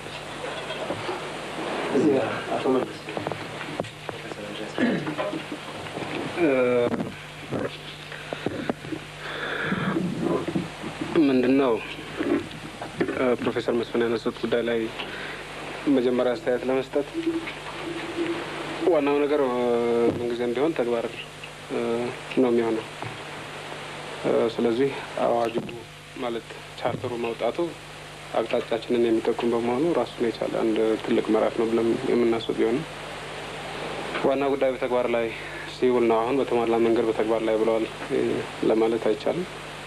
ሊውል ይችላል የሚል እምነት የለንም። ነገር ግን አሁን እየተወሰዱ ያሉት እርምጃዎችም ቢሆኑ በእኛ እምነት የዴሞክራሲ መጋፋት ሳይሆን ለዴሞክራሲ መደላደል መፍጠር ነው። መንግስቱ ኃይለማርያም ብቻውን አይደለም ይህችን ሀገር እንደዚህ አፍኖ ያዘ። አንድ ግለሰብ 50 ሚሊዮን ህዝብ አፍኖ መያዝ አይችልም። ተቋሞች መኖር አለባቸው። ኢንስቲትዩሽንስ መኖር አለባቸው። እነኚህ ኢንስቲትዩሽንስ የአፈና ኢንስቲትዩሽንስ ናቸው። የአፈና ተቋሞች ሳይወገዱ በፊት እንደፈለግ ተናገር ብሎ ማለት ጨዋታ ነው የሚሆነው። አይቻልም። ስጋቱ መሸማቀቁ ይኖራል። ጌስታፖ ባለበት ጊዜ ከዛሬ ጀምሮ ጌስታፖ ተበትኗልና የጀርመን ህዝብ እንደፈለግ ተናገር ተብሎ አያርፍም፣ አይተማመንም። ስለዚህ እነዚህ ኢንስቲትዩሽንስ መፍረስ አለባቸው። ሰው እንደ ልቡ እንዲናገር ነጻ ሆኖ እንዳይሸማቀቅ። አሁንም እየተሸማቀቅ ነው። በኢሰፓ ስብሰባ ላይ ኢሰፓ ሲታሰርና ኢሰፓ ሳይታሰር በፊት ያለው ስብሰባ የራሱ የሆነ ልዩነት አለ። ሰራዊቱ ሁለታ የተባለው ምን የተባለው ሁለቱም ነገሮች ናቸው። እስካሁን ድረስ እንደ ኢንስቲትዩሽንስ ይፍረሱ ተብለው እየተሰራ እንትን ያለው ሰራዊት አለ። እያንዳንዱ ግለሰብ ወንጀለኛ ነው ብለን ባናስብም እንደ ኢንስቲትዩሽን ይሄ ሰራዊት ወንጀለኛ ነው። የሰራው ስራ የበደለው የፈጸመው በደል ይሄ ተቆጥሮ የማያልቅ ነገር እንደ ኢንስቲትዩሽን ወንጀለኛ ኢንስቲትዩሽን ክሪሚናል ኢንስቲትዩሽን ደህንነት እና ኢሰፓ ሶስቱም የተሳሰሩ ነገሮች ናቸው። እነኚህ ነገሮች መፍረስ አለባቸው። ከዛሬ ጀምሮ ኢሰፓ ፈርሷል ብለን አወጅን። ጨዋታ ነው የሆነው። ጽሕፈት ቤቶቹ ተዘጉ። ከዛ በኋላ ግን ኢሰፓ እንደፈለገው ይሰራል። እቺ ድርጅታዊ አሰራር የምትሏት ቀጠለች በዛው። ሰው እንዴት ይወያይ? ሰው እንዴት ነፃ ሆነ ይሄድ? እና እነኚህ ኢንስቲትዩሽንስ መፍረስ ያፈና ኢንስቲትዩሽንስ መፍረስ ስላለባቸው ኢሰፓ ከዚህ በላይ ያለው ስራው እንዲቋረጥ በአዋጅ ብቻ ሊቋረጥ ስላልቻለ ኢሰፓ ያፈና ስራው እንዲያቋርጥ አትሊስት ከዚህ በላይ አመራሩን ለጊዜው ፓራላይዝ እናድርገው። ሰው እንደፈለገው እንዲናገር፣ ደህንነትም ፓራላይዝ እናድርገው እንደፈለገው እንዲናገር። ሰራዊቱም ይበረግጋል። አርሶ አደሩ ምናልባት ትንሽ ወጣ ብላችሁ ካያችሁ ሰራዊት ሲያይ ይበረግጋል። ከራሱ ልምድ ነው ወደዛ የሚደርስ እናሱም ራቅ ይበልበት። ከዛ በኋላ ዲሞክራሲ ባህሉ ይጎለብታል። አንድ በተወሰነ መድረክ እነኚህ ሰዎች እንደፈለጋቸው ከሽተው የትም አይደርሱ። ለዲሞክራሲ እንቅፋት የሚሆኑበት ደረጃ ላይ አይሆንም ያን ጊዜ እና ለተወሰነ ጊዜም ቢሆን እነኚህ አፈና መዋቅሮች መፍረስና መወገድ አለባቸው። ሰው ትንሽ ማስሉን እስኪ ማፍታታት እስኪጀምር ድረስ ይሄ ነው መንደርደሪያው። ምናልባት ከህግ አዋቂዎች ምናምን አንጻር የራሱ የሆነ ችግር ሊኖረው ይችላል። ግን ከአጠቃላይ ዴሞክራሲ መብቶች አንጻር ሲታይ ጥቅሙ እንጂ ጉዳቱ አይታየንም። ያለው መደላድል መፍጠር ነው የምንለው እና እኔ እንደሚመስለኝ ሰብአዊ መብቶችና ፖለቲካዊ ዴሞክራሲያዊ መብቶች ብዙም ነጣጥሎ ማስኬድ የሚቻል መስሎ አይታየኝም። ዴሞክራሲ መብቶች ከሌሉ ሰብአዊ መብቶች እንዴት እንደሚከበሩ ራሱ አጠያያቂ ነው። እነኛ ከሌሉ ደግሞ የዴሞክራሲ መብቶች እንዴት እንደሚከበሩ ራሱ አጠያያቂ ነው እና ሁለቱም ተሳስረው ይሄዳሉ እና ይሄ አፈና መዋቅር ባለበት ሁኔታ ነፃ ነኝ ብሎ እስካልተማመነ ሰው ላባደሮች ናቸው እኮ ምርጫ መርጠው አምጥተው ሲያበቁ እናንተ ኢሰፓ እንደፈለገ ተናገር ብላችሁ ወይ አብራችሁ ጋጡን ከኢሰፓ ጋር በግልጽ አዋጅ አውጡና ወይ ደግሞ ኢሰፓን አስወግዱልና እንስራ፣ በነፃ እንነጋገር፣ በነፃ እንምረጥ። አለበለዚያ ኢሰፓ ባለበት እንዴት አድርገን እንስራ? የነበረው ድርጅታዊ አሰራር ሁሉም ነገር ከተያዘው አለ። በአዋጅ አፍሳችሁታል፣ በስራ ግን ይቀጥላል እና ይሄ ነገር እንዴት ነው የምንሰራው የሚል ነበር። ደህንነትም ቢሆን ለብዙ ጊዜ ቆይተናል ሳናስር ስንሳን ፈርሷል በሚል ብቻ። ኢሰፓም ቢሆን ቆይተናል ፈርሷል በሚል ብቻ። ገጠሩ ላይ በተግባር ስላየ ነው ኢሰፓ እስካለ ድረስ አልናገርም ይላል እና ለትንሽ ጊዜ ይገለላል። ከዛ በኋላ ከተለማመደው በኋላ እንኳን አንድ ኢሰፓ 20 ኢሰፓ ቢመጣ ጉዳይ አይደለም። ድርጅታዊ መዋቅሩ ተበጣጥሷል፣ አሰራሩ ተበጣጥሷል፣ ህዝቡ የራሱ የሆነ ኢንስቲትዩሽን ፈጥሯል እና እንደፈለገው መሄድ ይችላል እና ከዚያ አኳያ መታየት ያለበት ይመስለኛል የሆነ ችግር። ምናልባት ለሰዎቹ ለቤተሰቦቹ የራሱ የሆነ ችግር ፈጥባቸው ይችላል። ግን ማመዛዘን ያስፈልገናል። የስንቱን ቤተሰብ ችግር ነን እያቃለልን ያለ ነው እና የስንቱን ችግር ለተወሰነ ጊዜ ችግር እየፈጠርን ያለ ነው የሚለው ማየት ያስፈልጋል። እኛ አሁን በበቀል አይን ቢታይ፣ በህግ በፍትህ ምናምን አንጻር ቢታይ እያንዳንዱ የኢሰፓ አባል ሊጠየቅ ይችላል። እያንዳንዱ የኢሰፓ አባል ምክንያቱም ፈርሟል። የድርጅት አባል ሆኖ ድርጅቱ የሰራው በፍላጎቱ ገብቻለሁ ብሎ ፈርሟል። ድርጅቱ የሰራ ወንጀል እንደ ድርጅት ማለት ተጠያቂ ሊሆን ይችላል። ነገር ግን በዚህ መስራት አንችልም። ሰራዊትም የወሰድን እንደሆነ ከተራ ወታደር ጀምሮ እና ቃለው 9ኛ ክፍለ ጦር የሚባል ድርጅት ክፍለ ጦር እያንዳንዱ ወታደር ክብሪት ይዞ ነው የሚሄድ ለጦርነት ሲሄድ። እያንዳንዱ ወታደር እያንዳንዱ ወታደር ክብሪት ይዞ ሄዶ መንደር ሲያገኝ ያቃጥላል። እያንዳንዱ ወታደር ወንጀለኛ ብሎ መቅንት ማለት አይቻልም። ስለዚህ በዚህ መልኩ አይደለም እየሄድን ያለ ነው። ግን እንደ ተቋሞች መወገድ አለባቸው። ስለዚህ የሁለት ዓመት ምናምን ከዚሁ ጋር የተያያዘ ነው እና የረጅም ጊዜ አሰራርም አይመስለኝም። ለነገር ወታደሮቹ በሂደት ወደ ሲቪል ህይወት የሚሸጋገሩበት አሰራር ነው እየተፈለገ ያለው። የኢሰፓዎችም ሁሉም እንደዚሁ ታስረው ይቀጥላሉ ማለት አለም። ወንጀለኛ የኢሰፓ ወንጀለኛ የምንለው እኛ እና ያህል ሰፊ አይደለም። ጀስት ሲምቦሊክ የሆነ ነገር ነው እኛ የምናየው ለምልክት ሌላ ጊዜ እንዳይደገም ትምህርት የሚሆን አይነት ዋና ዋናዎቹ እንጂ በጣም ብዙ ነው በአንድ ወይም በሌላ መልኩ እንትን የሰራው። እዚች ላይ አንድ ነገር ልናገራት መቼም ሁሉ ሰው በልምዱ ነው ባለፈበት ነው የሚያየው። እኔ ባለፍኩበት ብዙ ሰውም ባለፈበት ነው የሚያየው። እዚህ ከተማ ውስጥ 67 68 አሁን የተደረገውን ሁሉ ነገር እመኑኝ እንጃ ያን ጊዜ ነበርኩ 67 መጀመሪያ ላይ ነበርኩ። ይሄ የደህንነት ያን ጊዜ ጸጥታ ነው የሚባለው። ጸጥታ እንዴት እንደሚሰራ፣ እንዴት እንደሚያስር፣ እንዴት እንደሚያሰቃይ በቴሌቪዥን አየን። እንግዲህ በቃ ይሄ ሁሉ ነገር ፈራርሶ አለቀልን፣ ካሁን ወዲያ እንደዚህ አይነት ነገር አይኖርም ብለን ነበረ። የባሰ አድርገው ተኩት። ከዛ በኋላ በመብት በኩል ሰው ዝም ብሎ ይታሰር ነበረ። በድሮ መንግስት ባለስልጣን ነበርክ፣ ከበርቴ ነህ፣ በተለያዩ ምክንያቶች የፖለቲካል መብቱንም በመንፈግ በኩል በቀበሌ ላይ አትመርጥም አትመረጥም፣ አንተ ከበርቴ ነህ፣ ንዑስ ከበርቴ ነህ፣ እንደዚህ የሚባል ገደብ ሁሉ ተበጅቶ ነበር። እንግዲህ ይሄ ሁሉ ምንድን ነው የነገሩን? ያን ጊዜ ዴሞክራሲ ጋር ልንሄድ ነው፣ ወደ ዴሞክራሲ ነው እናመራው፣ ሁሉም ሰው ነዛ። አሁን የዛ አይነት ነገር የፖለቲካ መብት ኢሰፓዎች ተገፉ።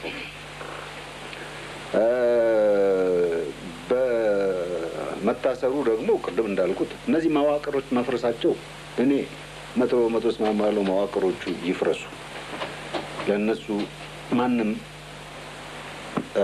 የሚያዝን የለም። እዚህ ውስጥ ያሉት ሰዎች ደሃ ሰዎች እንጀራ መብላት አለበት አንድ ሰው፣ ልጆቹን ማብላት አለበት አንድ ሰው።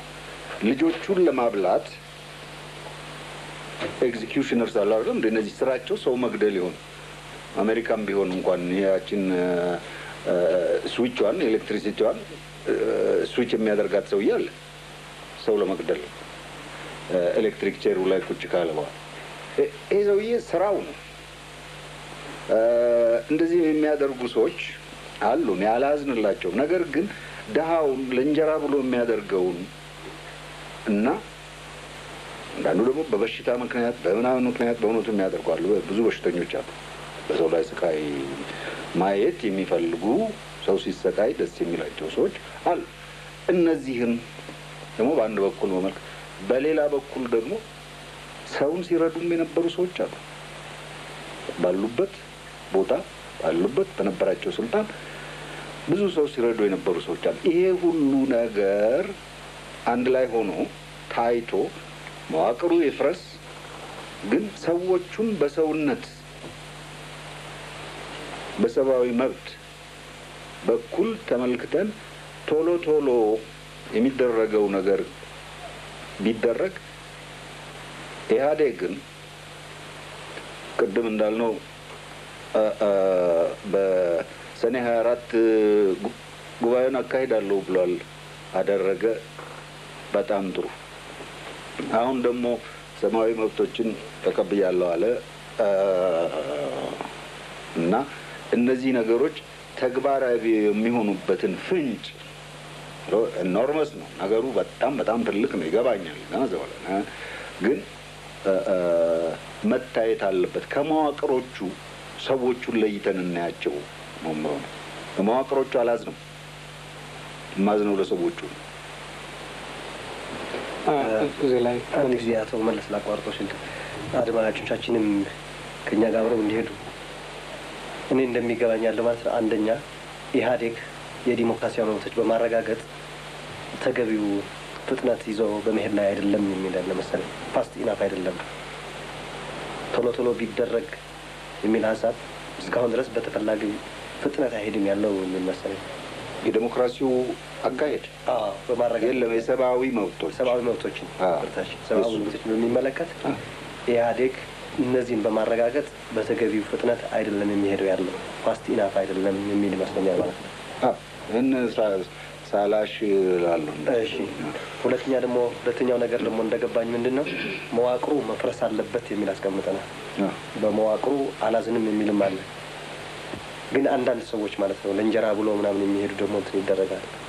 አሁን ምንድን ነው የምንለው ያለ ነው መዋቅሩ መፍረሱ ትክክል ሆኖ መዋቅሩ ከማፍረስ ጋር ያልተያያዙ እርምጃዎች ግን እየተወሰዱ ናቸው ነው የምንለው ያለ ነው። እዚህ ጋር ግልጽ አድርገን የምናገኘው መልስም በዚህ መሰረት ቢሆን ነው ክሊር በሆነ እንትን ከመዋቅሩ ጋር ያልተያያዙ ምን አንድ መልስ ያገኘነው ነበር ማለት ነው። ለምን እንደዚህ ይደረጋል በሚል ጉዳይ ላይ ተመለሰ ፕሮፌሰር እንድሪያስን ሲመልሱ መዋቅሩ ማፍረስ እንዳለበት ሆኖም ግን መዋቅሩ ማፍረስ አለበት ብለንም ኢሰፓ የነበረው ደህንነት የነበረውን በሙሉ አይደለም የምናስረው እንትን የምናደርገው ለቀጣዩ ዲሞክራሲያዊ ሂደት መደላደል ለመፍጠር አትሊስት ዋናነት ቦታ የያዙትን እነሱን የማሰር እነሱን የማግለል ጉዳይ ነው ያለው የሚባል ነገር አለ። በእርሶ በኩል ደግሞ እኔ እንደተረዳሁት ማለት ነው መዋቅሩ መፍረሱ ትክክል ሆኖ ግን አንዳንድ ሰዎች ለእንጀራ ብለው ለምናምን ብለው የሚካሄዱት ግን እነሱ ግን መጎዳት የለባቸውም የሚል ደግሞ አለ መሰለኝ። እኔ ይሄንን መለየት አለብን። መዋቅሩን ኢንስቲትዩሽን ለምሳሌ ይሄ የሚያሰቃየው ምን የሚለውን ኢንስቲትዩሽን እንዳይኖር በኢትዮጵያ ምድር ከዛሬ ጀምሮ እንዳይኖር ያንን ማጥፋት እኔ 100% ይሄንን እስማማለሁ። ነገር ግን እዛ መዋቅር ውስጥ የሚሰሩትን ሰዎች ሁሉ ደግሞ እናጥፋቸው ማለት እሱ የተለየ ነገር ነው። ገባኝ። እኔ አሁን ግልጽ ለማድረግ የምፈልገው ምንድነው እቺን ጥያቄ ወደ አቶ መለስ ዳይሬክት ለማድረግ መነሻ ነው የማስቀምጠው ያለሁት። አንደኛው ዲሞክራታይዝ በማድረግ ማለት ሰብአዊ መብቶችን በማስከበር ኢህአዴግ በተገቢ ፍጥነት አይሄድም ያለው ፓስት ኢናፍ አይደለም የሚል አለ። ሁለተኛ መዋቅሩ መፍረሱ ትክክል ሆኖ ከመዋቅሩ መፍረስ ጋር ግን የማያያዝ አንዳንድ ሰዎች እየተጎዱ ናቸው ያለው የሚል ደግሞ አለና ይሄ ከሆነ የሚባለው ያለው በዚህ ላይ አቶ መለስ ምንድነው ጥሩ ነገር መዋቅር መፍረስ እንዳለበት ተስማምተናል። ዋና ጉዳዩ እሱ ይመስለኛል።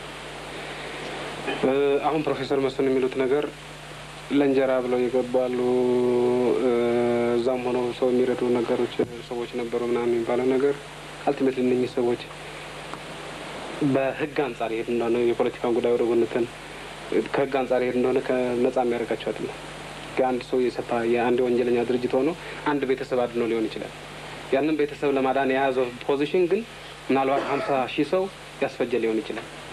ስለዚህ ከአንዳንድ ሰዎችን አድነዋል የሚል አንጻር ከተጠያቂ ነጻ ያደርጋቸው። ነገር ግን አሁን ከህግ አንጻር መሄድ አንችልም። ይሄ ኢህአዴግ አቋም ከፖለቲካው አንጻር ማየት ያለብን ነገር እና ከፖለቲካው አንጻር ዋና ወንጀለኞች ላይ ማተኮር ነው ያለብን እንጂ ከወንጀል ጋር የሆነ ግንኙነት የነበረው በሙሉ ይጠየቅ ከተባለ ይሄ መንግስት የለከፈው በሙሉ በጣም ረጅም ጊዜ አላስፈላጊ ስለሚያመጣ እንትን ያደርጋል እና በአንድ በኩል እነኚህ ሰዎች ነጻ ናቸው፣ ኢኖሰንት ናቸው፣ ወንጀል የለባቸውም ብሎ ማለት አንድ ጉዳይ ነው።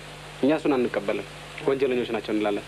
ነገር ግን ሁሉም በወንጀሉ ይጠየቅ ከተባለ ደግሞ ሌላ ጉዳይ ነው። ወንጀለኛ ስርዓት ውስጥ የገባ ህብረተሰብ ከጭቃው ትንሽ ሳይነካካው ይቀራል ብሎ ማየት አስቸጋሪ ስለሆነ እና ዋናዎቹን ማየት አለብን በሚል ነው እኛ አሁን ይሄድ ነው። ስለዚህ ይህ አንደኛው ጉዳይ ሆኖ እና ፍርስ ሲባል አሁን ለምሳሌ መጀመሪያ ሁላችሁም ታስታውሱታላችሁ። መጀመሪያ ስንመጣ ሰፋ ከዛሬ ጀምሮ ፈርሷል የሚል አዋጅ ነበር የታወጀው። የታሰረ ሰው የለም። ከዛሬ ጀምሮ ፈርሷል የሚባለው ጨዋታ ሆነ። ምክንያቱም ጽሕፈት ቤቶቹ ተዘጉ። ድርጅታዊ መዋቅሩ ግን እንዳለ አመራሩ ምናምኑም አለ፣ ይሰራል በደንብ እያንዳንዷን እርምጃ ያደናቅፋል። ኦርጋናይዝድ ሆኖ ተደራጅቶ ይሄ በግልጽ የታየው ለአባደሮቹ እንትን ስብሰባ ይደረግ በነበረበት ጊዜ አንድ ግልጽ ነገር አምጡ ወይ ከሰፋ ጋር ታርቀናል እና አብረን እንግጣቸዋለን ከሆነ በአዋጅ ግልጽ አድርጋችሁ አስቀምጡ፣ ወይ ደግሞ የሰፋ ጠላት ነው የምትሉት ከሆነ ደግሞ ለምንድን ነው ታዲያ እንደ ልቡ እንዲሰራ እንደዚህ የምታደርጉት የሚል ጥያቄ ሁሉ የተነሳበት ሁኔታ ነበረ እና ድርጅቱ መፍረስ ስላልቻለ ነው በአዋጅ ሰዎችን በአመራር ደረጃ ላይ ያሉትን ሰዎች ለተወሰነ ጊዜም ቢሆን ከማግለል ውጪ ድርጅቱ መፍረስ አልቻለም። ኢንስቲትዩሽኑ መፍረስ አልቻለም እና ምን አለ ድርጅታዊ አሰራር የሚሉት ነገር በእውነትም የሚያውቁትና የሚፈሩት ከሆነ ቀላል ነገር አይደለም። ቤት ላይ በቤታቸው ውስጥ ቁጭ እንትን ማለታቸው የሚዘጋው ነገር አይደለም። ሁሉ ነገር እንኳን እዛ ሆነው እስር ቤትም ሆነው ካለው የአጠባበቅ እንትን ጋር ጉለት ጋር በተያያዘ ሊሰሩም የቻሉበት ሁኔታ ነው ያለው ፍላጎትና እንትን ውስጥ ካለ ድረስ ለነገሩ ትልቆቹ ከቤታቸው የተለየ አይደለም አያያዛቸው እና ምናልባት በዛ በኩል የሚቀርብ ሂስ ተገቢም ሂስ ሊኖር ይችላል በኢህአዴግ ላይ። ይሄ አንደኛ ጉዳይ ይመስለኛል። ሌላው የፍጥነቱ ጉዳይ እኔ እንጃ ፕሮፌሰር መስፍን በዚህ በኩል የሚከሱን አይመስለኝም ከልባቸው ማለት ነው። ማለት በዚህ በኩል አለ ብለው እንትን የሚሉት አይመስለኝም ከልባቸው። በምን ምክንያት ነው? ሁላችንም እንኳን ባለን ብዙዎቹ ምሁራን በአንድ ወቅት በኢትዮጵያ ውስጥ ዴሞክራሲ ለማስፈን ረዘም ያለ ጊዜ ይጠይቃል የሚል አመለካከት እንደነበረ ነው እኛ እንግዲህ ከሩቅ ነው የምንሰማው። እና በአንድ ወር ውስጥ መሄድ የሚቻለውን ያህል ርቀት ሄደናል። በአገሪቱ በሙሉ የተለያየ ፍጥነት ነው ያለው። በአዲስ አበባና በሌሎቹ አካባቢዎች ተመሳሳይ ፍጥነት አይደለም ያለው፣ ከሁኔታዎቹ ጋር የተያያዘ ነው። ለምሳሌ ነባር ነጻ ግዛት የሚባለው የኢህአዴግ አካባቢ ጎጃም፣ ጎንደር፣ ሰሜን ሸዋ ወዘተ ፍጥነቱ ከዚህ የተለየ ነው። ከጸጥታው ጋር የተያያዘ ነገር ነው። ስለዚህ እኛ 67 ላይ መጀመሪያ ላይ ነበርኩ እዚህ። አንድ ትልቅ ልዩነት አያለሁ። መስከረም 2 እዚህ ነበርኩ። መስከረም 2 የታወጀ አዋጅ አስታውሰዋለሁ። መጀመሪያ ያደረገው የዴሞክራሲ መብቶችን በአዋጅ መከልከል ነው።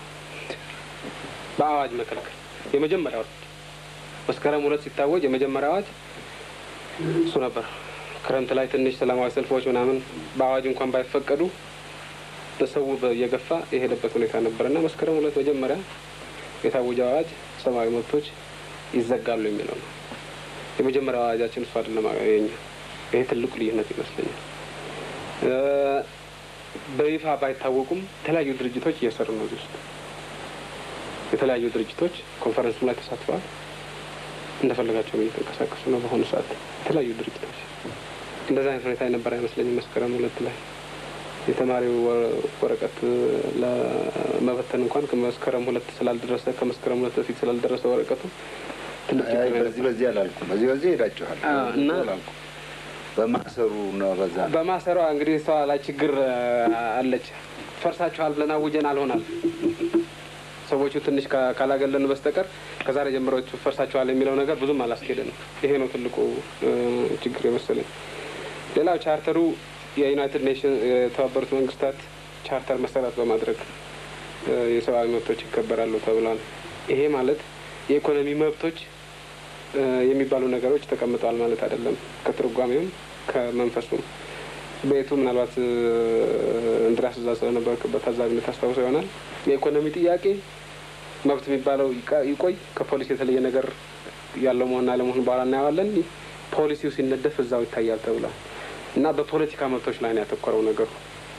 እኔ እንደሚታየኝ የሰብአዊ እንትን የኢኮኖሚ፣ የባህል፣ የሶሻል መብቶች የሚባሉ ቻርተር ውስጥ የገቡ ነገሮች አሉ። እነኚህ በጣም አጠቃላይ ናቸው። በጣም አጠቃላይ ስለሆኑ ምንም ነገር የሚሉ ነገሮች አይደሉም። ሁላችሁም እንደምታውቁት ይሄ ኢኮኖሚ ቻርተር የሚባለው ካልቸራል ቻርተር የሚባለው የምስራቁም የምዕራቡም አብሮ የፈረመበት ነገር። ይሄ ራሱ የሚያሳየው ነገር ቢኖር it doesn't mean anything፣ ምንም ነገር አይልም ማለት ነው። ዝም ብሎ እንትን ቃላት መደርደር ነው፣ ቃላት መመገብ ነው እና ከዛ ይልቅ ተጨባጭ የኢኮኖሚ ፖሊሲዎች ለምሳሌ ግል ያንዳንዱ ሰው መብት አለው የሚል ከፖሊሲ አኳያ ወሰን እንደሆነ በኢህአዴግ በኩል በሰፊው ሲሰራበት የቆየ ነገር ይህንን መብት እንለዋለን ወይስ መብት አይደለም? እሱ ሌላ ጥያቄ ነው። ወደ ፍልስፍና ጉዳዮች ሊወስደን ይችላል። ግን እያንዳንዱ ሰው ለምሳሌ በብዛት ከምንጠቀምባቸው መፈክሮች አንዱ የምርት ነጻ ተጠቃሚነት መብት የሚል ነው። ራሱ ያመረተው ራሱ እንደፈለገው ይጠቀምበት የሚል እሱ ለምሳሌ ኢኮኖሚክ ራይት እና ተብሎ ይጠቀሳል። እዚህ እንትን ውስጥ አለ ሊጠቀስ ይችላል። እኛ ኢኮኖሚ ፖሊሲ ብለን እናስቀምጠዋለን። መብትን ተብሎ ሊገለጽ ይችላል። መብት እኛ በአብዛኛው ከፖለቲካ መብቶች ጋር ቢተሳሰሩ እና ክሊርሊ ዲፋይንድ ቢሆን ይሻላል የሚል አመለካከት ነው ያለው። መብቶቹን ግን ሙሉ በሙሉ የሰብአዊ መብቶች ቅድም ፕሮፌሰር ጠቅሷቸው የነበሩ የፖለቲካ መብቶችም ሌሎችም እነሱ በተሟላ መንገድ መከበር አለባቸው የሚል ሀሳብ አለን። ካሁኑም እንቅስቃሴው ተጀምሯል። የህግ አዋቂዎችን ማማከር ጀምረናል። ይህን በሚመለከት ሌጅስሌሽን እንዲያወጡ ህግ ረቆ በአፋጣኝ እንዲደርስ። ነገር ግን ደግሞ ህጉ እስኪወጣ ድረስ መጠበቅ የሚለውን አልመረጥ ነው። ህጉ በኋላ ሊደርስ ይችላል፣ በተቻለ ፍጥነት ሊደርስ ይችላል። ነገር ግን ነገሩን ቶሎ ቶሎ መጀመር ይሻላል የሚል ሀሳብ ነው ያለን። ድርጅቶችም እየሰሩ ናቸው። በይፋ ወረቀቶችም ይበተናሉ። ብዙም አልተከታተልናቸውም። ሌላው ቢቀር ኮንፈረንሱ ላይ የደሀቅ ወረቀት ሲበተን እናውቃለን። እያወቅን ብዙም እንትናለን እንደፈለጋቸው ይናገሩ በሚል እና ይሄ አንዱ ጉዳይ ይመስለኛል። አንድ ከባድ ጥያቄ ልጠይቅ ጊዜ እናንተ እዚህ ኮንፈረንስ ላይ እኔ እንኳን አንዳንድ ሰዎች ምናልባት ይሄንን ሲሰሙ ሳይስቁ አይቀሩም፣ ከመቼ ወዲህ ሳይሉ አይቀሩም። እንድሪያስ ያነሳዋል ብዬ ነበረ፣ ሳያነሳው ቀረና ነው። ሴቶች እዛ ጉባኤ ላይ እንደው በጣም የሉም ለማለት ይቻላል እና የኢትዮጵያ ሕዝብ ደግሞ ግማሽ ያህል ናቸው። መብት እንዴት እንደው አልታየም ለማለት ነው። አንዱ ትልቁ ብዙ ሰዎች ሳላስደስት አልቀርም ይሄን በመጠየቄ ብዬ ነው። ትልቁ ነገር ምንድን ነው? ሴቶች በሚገባ አልተወከሉ ካልተወከሉ የህብረተሰብ ክፍሎች በሚገባ አልተወከሉም ብለን ከምንላቸው የህብረተሰብ ክፍሎች ውስጥ አንዱ መሆናቸው ናቸው ሴቶች። እንግዲህ ሌላ ጉዳይ ከዚህ ጋር ተያይዞ መታየት ያለበት በአንድ ቀን ሴቶች ከነበሩበት ሁኔታ ምናልባት አንዳንድ አካባቢዎች ሴቶች በሰፊው የሚሳተፉበት ፖለቲካ በሰፊው ትርጉም ያለው ተሳትፎ ያላቸው የሚያደርጉበት በትጥቅ ትግሉም ደረጃ ቢሆን ታጥቀው የሚታኮሱበት ሁኔታ አለ። ያም ሆኖ ሴቶች በቂ ውክልና እንደሌላቸው ይታየናል። አስተዳደራዊ በሆነ መንገድም ያን መፍታት እንደማይቻል ነው የምናየው። ሴቶች ይወከሉ ብሎ በማለት ብቻ የሚያልቅ ነገር እንዳልሆነ ነው የምናየው። ነገር ግን ከውክልና አንጻር ከነበሩት መሰረታዊ ችግሮች እና ጉድለቶች አንዱ ቅድም አነሳናቸው አሉ። የብሔረሰቦች አንዳንድ ብሔረሰቦች አልተወከሉ፣ እነሱን አመለካከት የሚያንጸባርቅ ነገር እዚያ አላገኘንም። ከሴቶች አንድ በአጋጣሚ ለአባደሮች አንድ ሴት ስለመረጡ ምናልባት ካልሆነ በስተቀር ሌሎች ሴቶች አልተወከሉም በዚህ ኮንፈረንስ። ድርጅቶች ናቸው እንደምታውቁት ደግሞ ድርጅቶች በወንዶች እንትን የተያዙ ናቸው በአብዛኛው። ይሄ መጥፎ ነገር ነው። ግን ያለው ሁኔታ ካለው ሁኔታ ነው መነሳት የምንችለው። በኮንፈረንሱ ላይ ካለው ሁኔታ በመነሳት ሴቶች በሚገባ አልተወከሉበት ሁኔታ ነው የፈጠሩ። ነገር ግን በሂደት ይሄ ይሻሻላል የሚል እምነትና ተስፋ ነው ያለን። ወደ ነገር አንድ ጊዜ ልመለስ እና አሁን እንደተባለው እዚህ ላይ ትንሽ ማተኮሩ ጠቃሚ የሚመስለኝ ይሄ ለህገ መንግስቱ ሲነደፍ እና ስለሱ ውይይት ሲነሳ እንዲታሰብበት ለማድረግ ነው እና አሁን መለስ ሲያብራራ እንደገባኝ ከተባበሩት መንግስታት መብቶች ቻርተሩ የወሰዳቸው ዋናዎቹ ፖለቲካ መብቶችን ነው ያልከው ትክክል ከገባኝ እና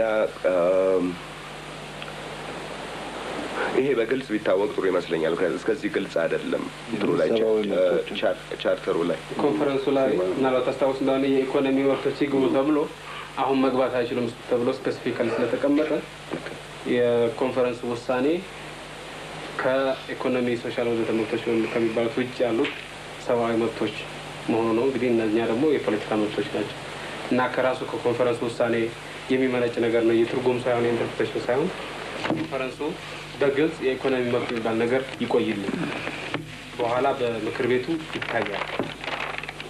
እሱ ትዝ ይለኛል። ግን ትንሽ ስትል እንትን ያለ ይመስለኛል፣ ትንሽ ያልገባኝ ነገር ያለ ይመስለኛል። ምክንያቱም አንዳንዶቹ ነገሮች እርግጥ የፖሊሲ ናቸው። ለምሳሌ ፐርሰናል ፕሮፐርቲ ፕራይቬት ፕሮፐርቲ ሳይሆን ፐርሰናል ፕሮፐርቲ የሰው ቤት እንደዚህ ሜይ ቢ ዳት እሱ ምናልባት የኢኮኖሚ መብት ነው እና የተባበሩት መንግስታት የመብት ቻርተር ላይም ይጠቀሳል። እሱን ጉባኤው አጽድቆታል አላጸደቀውም፣ እሱ አሁንም አልገባኝም እና ምናልባት ወደፊት የሚጠራ ነገር ይሆናል። ሌላ ነገር ደግሞ እኔ ከጉባኤው ጋር አንድ የተስማማሁት ነገር ቢኖር ነው ነገሮቹ በጠቅላላ መጠቀሳቸው ጥሩ ይመስለኛል። ስለዚህ ነው አሁንም ምለው የተባበሩት መንግስታት ወይንም ጉባኤው የፈለጠውን አሁን እንሸንሽን ማለት አይደለም፣ እንደሱ አይደለም። እኔ ምለው አንደኛ ፖለቲካ መብቶችና ኢኮኖሚ መብቶች የሚለው አከፋፈል ራሱ በቂ አይመስለኝም። ሁለቱንም ያልሆኑ መብቶች ያሉ ይመስለኛል። ለምሳሌ አንድ ለመጥቀስ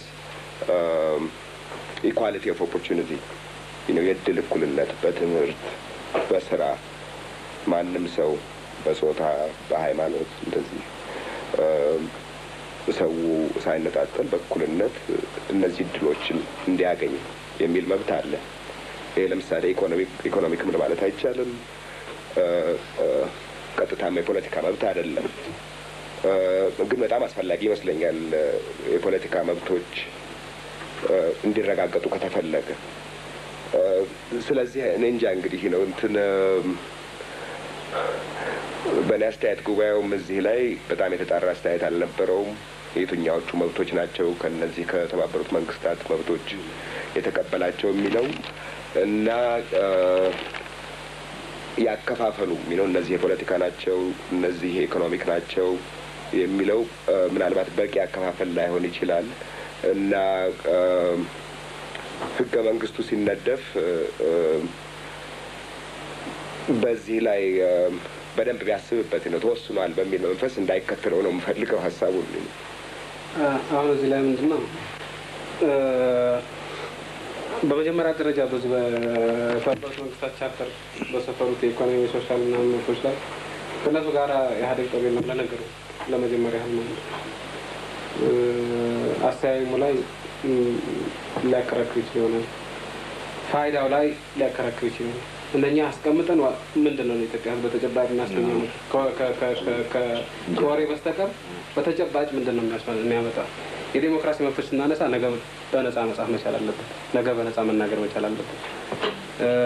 ነገር ግን ያለ መራብ መብት አለው ወይም የሬሲዝም እንትን የለውም ወዘተ ወዘተ።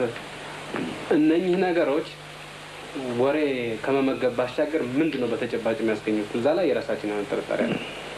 በተረፈ እንዳለ ሰነዱ በሰነዱ ላይ እኛ ችግር የለንም እንደ ኢህአዴግ። ይሄ አንደኛው ጉዳይ ነው። ሁለተኛው ኢቭን ይሄን አሁን የምታነሳው ነገር ህገ መንግስት መጠበቅ ያለበት ጉዳይ ማለት ነው። ህጎች አሁን ይረቃሉ። የፕሬስ ፍሪደም ነው የሚመለከት፣ የፓርቲን በሚመለከት ወዘተ ይረቃሉ። እነኚህ መብቶች በነጻ የመንቀሳቀስ መብት፣ ያለ ፍርድ ቤት ትዕዛዝ ቤት ያለ መፈተሽ ወዘተ ወዘተ እነዚህ መብቶች አሉ። እነኚህ መብቶች በተግባር የሚያረጋግጡ ህጎች አሁን መውጣት አለባቸው ነው። ህገ መንግስቱ እንግዲህ ምን አይነት ህገ መንግስት ይጸድቃል ሌላ ጉዳይ ነው። እሱ የህዝቡ እንትን ነው። አሁን ግን ስለ ሰላምና ስለ ዴሞክራሲ ነው የምናወራው። ዴሞክራሲያዊ ሽግግር መኖር አለበት ነው የምንለው። የዴሞክራሲ መብቶች መረጋገጥ አለባቸው።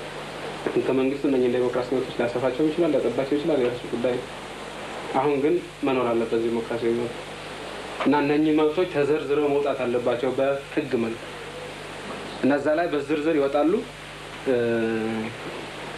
እስከ ህገ መንግስት ድረስ የሚጠብቁ አይመስለኝም። በእኛ በኩል የእኛ እምነት የኢኮኖሚ የሶሻል ወዘተ የሚለው ላይ የምናነሳው የቀረበው ጽሁፍ እዛ የዩኤን ቻርተር ላይ የዩኤን ኮንቬንሽንስ ላይ ያለው ነገር ማይስማማን ሆኖ ሳይሆን ተግባራዊነቱ ላይ የራሳችን ጥርጣሬ አለ። ዝም ብሎ በየአመቱና በየወሩ ከሚታወጁት እና ምንም ፋይዳ ማያስገኙ አዋጆች መካከል እንደዚሁ መድገም እንደገና ቃላት መመገብ ነው የሚሆነው። የሚሰሩ ነገሮች ብቻ ላይ ማተኮር፣ የማይሰራውን አለማንሳት፣ ስለማይሰራው ፋይዳ የለውም በሚል አንድ የሆነ ባህል ለመርሳት ብዙ ነገር ይነገራል፣ ግን የሚሰራ ነገር የለም እና የማይሰራ መነገር የለበትም፣ የሚነገር ደግሞ መሰራት አለበት የሚል አንድ አይነት ባህል ከመፍጠር አኳያ የማይሰሩ ነገሮች ለምን አሁን እናነሳቸዋለን? ለምን በቃላትና በተስፋ እንመገባለን? የሚቻለውና አናስቀምጥ፣ የማይቻለው ይሄ አይቻልም በአሁኑ ሁኔታ እና ይሄ ከዚህ የተነሳ ነገር ነው የሚመስለኝ። በተረፈ እነኚህ መብቶች በዝርዝር በህግ እና በድንጋጌዎች የሚወጡ ናቸው እና ጊዜም መጠበቅ ያለባቸው ናቸው ብለን አናስብም። በአጭር ጊዜ ውስጥ መውጣት ያለባቸው ነገሮች ናቸው። ቅድም እንደገለጽኩት ኦልሬዲ የህግ አዋቂዎችን ማማከር የጀመርንበት ሁኔታ ነው ያለው። ቅድም የረሳሁት እንድራስ ያነሳው ጉዳይ ከመብቶች ውስጥ የትኛው ይቀድማል የሚለው በግልጽ አለመቀመጡ ምናልባት ይሄ ለህግ አዋቂዎች ትርጉም ይኖረው ይሆናል። እንደኔ ላለው ለማን ይሄ ትርጉም የለውም። ሁለቱም መብቶች መነጣጠል አይችሉም። አንዱ ከተረገጠ ሌላው ተረገጠ ነው ብለን የምናስበው። ለምሳሌ የተለየ ሃይማኖት ያለው አንድ የሆነ ብሔር አካባቢ ሄዶ መናገር ከተከለከለ የማንም የሌላ ሰው መብት አይደለም የተከለከለው፣ ብሔር የዛው ህዝብ መብት የተከለከለ። በነፃ መናገር አልቻለም፣ በነፃ መጻፍ አልቻለም በዛች በብሔር ውስጥ። ስለዚህ ሁለቱም ተነጣጥለው ሊሄዱ ይችላሉ የሚል እምነት የለም በእኛ በኩል። ምናልባት ህግ አዋቂዎች እንዴት እንደሚተረጉሙት በኋላ ህጉ ሲወጣ እናየዋለን። በእኛ እምነት ግን አንደኛው የበላይ አንደኛው የበታች አይደለም። አንደኛው ሲረገጥ ሌላኛውም ይረገጣል። አብረው ይሄዳሉ። በተለይ በኢትዮጵያ ተጨባጭ ሁኔታ በርካታ ብሔሮች ባሉበት ሁኔታ የብሔሮች መብት ካፈንክ የግድ የመናገር መብት ማፈን አለ። ምክንያቱም ተናገር ካልከው ያችን የጠላሃትን ነገር ነው የሚናገር። ስለዚህ የጠላሃትን ነገር እንዳይናገር ማፈን ይመጣል። የመናገርና የመጻፍ መብት ከተከለከለ ደግሞ እንደዚህ የብሔሮች መብት መታፈን አይቀርም። ምክንያቱም የኢትዮጵያ ህዝብ መብቶች ይታፈናሉ፣ የተለያዩ ብሔሮች መብት ይታፈናል ማለት ነው። ስለዚህ ሁለቱም ነገሮች ተለያይተው ይሄዳሉ የሚል እምነት የለንም። በአንድ ብሔር ውስጥ የመጻፍ የመናገር ወዘተ መብቶች ሁሉም በኢትዮጵያ በጠቅላላ የተረጋገጡት መብቶች በእያንዳንዱ ብሔር መረጋገጥ አለባቸው። ካልሆነ የብሔሮች መብት ተከብሯል ማለት አይቻልም የሚል እምነት ነው ያለን።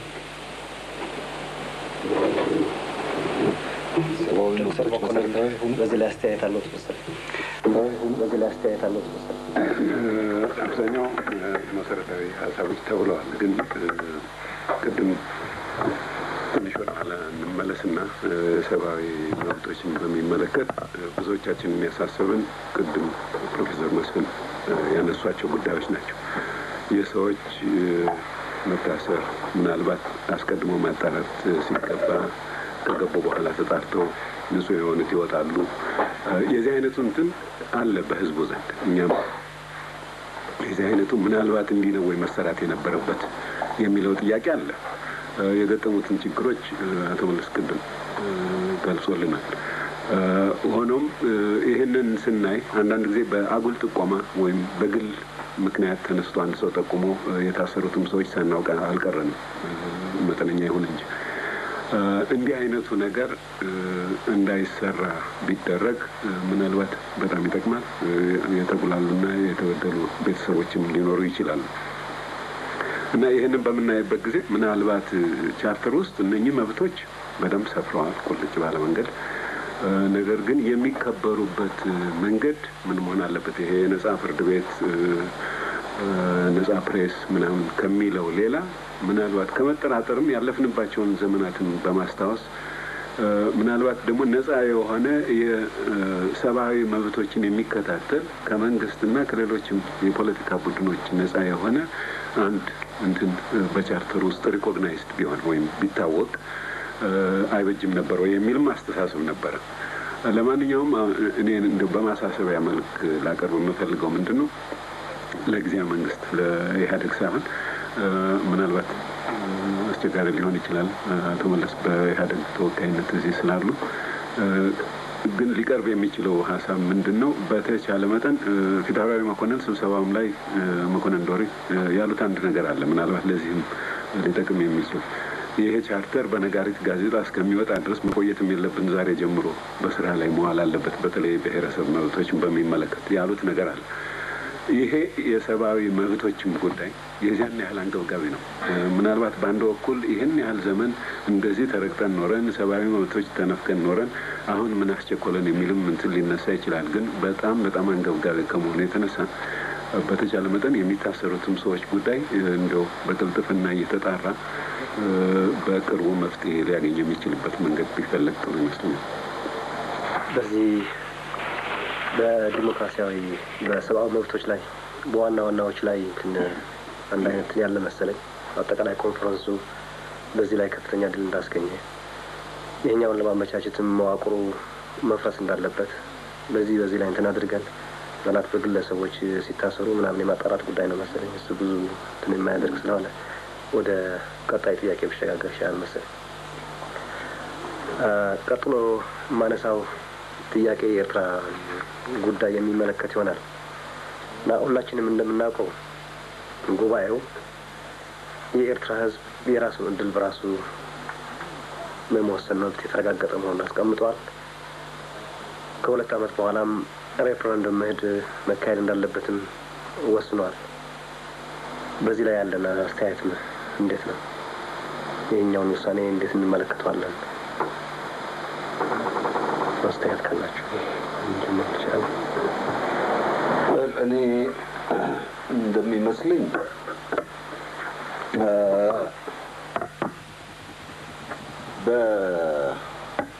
በኃይል በኩል ይሄን እንደሆነ ነገሩ አልቋል። ማለት የኤርትራ ራሱን የቻለ አስተዳደር ጊዜያዊ መንግስት አቋቁሟል።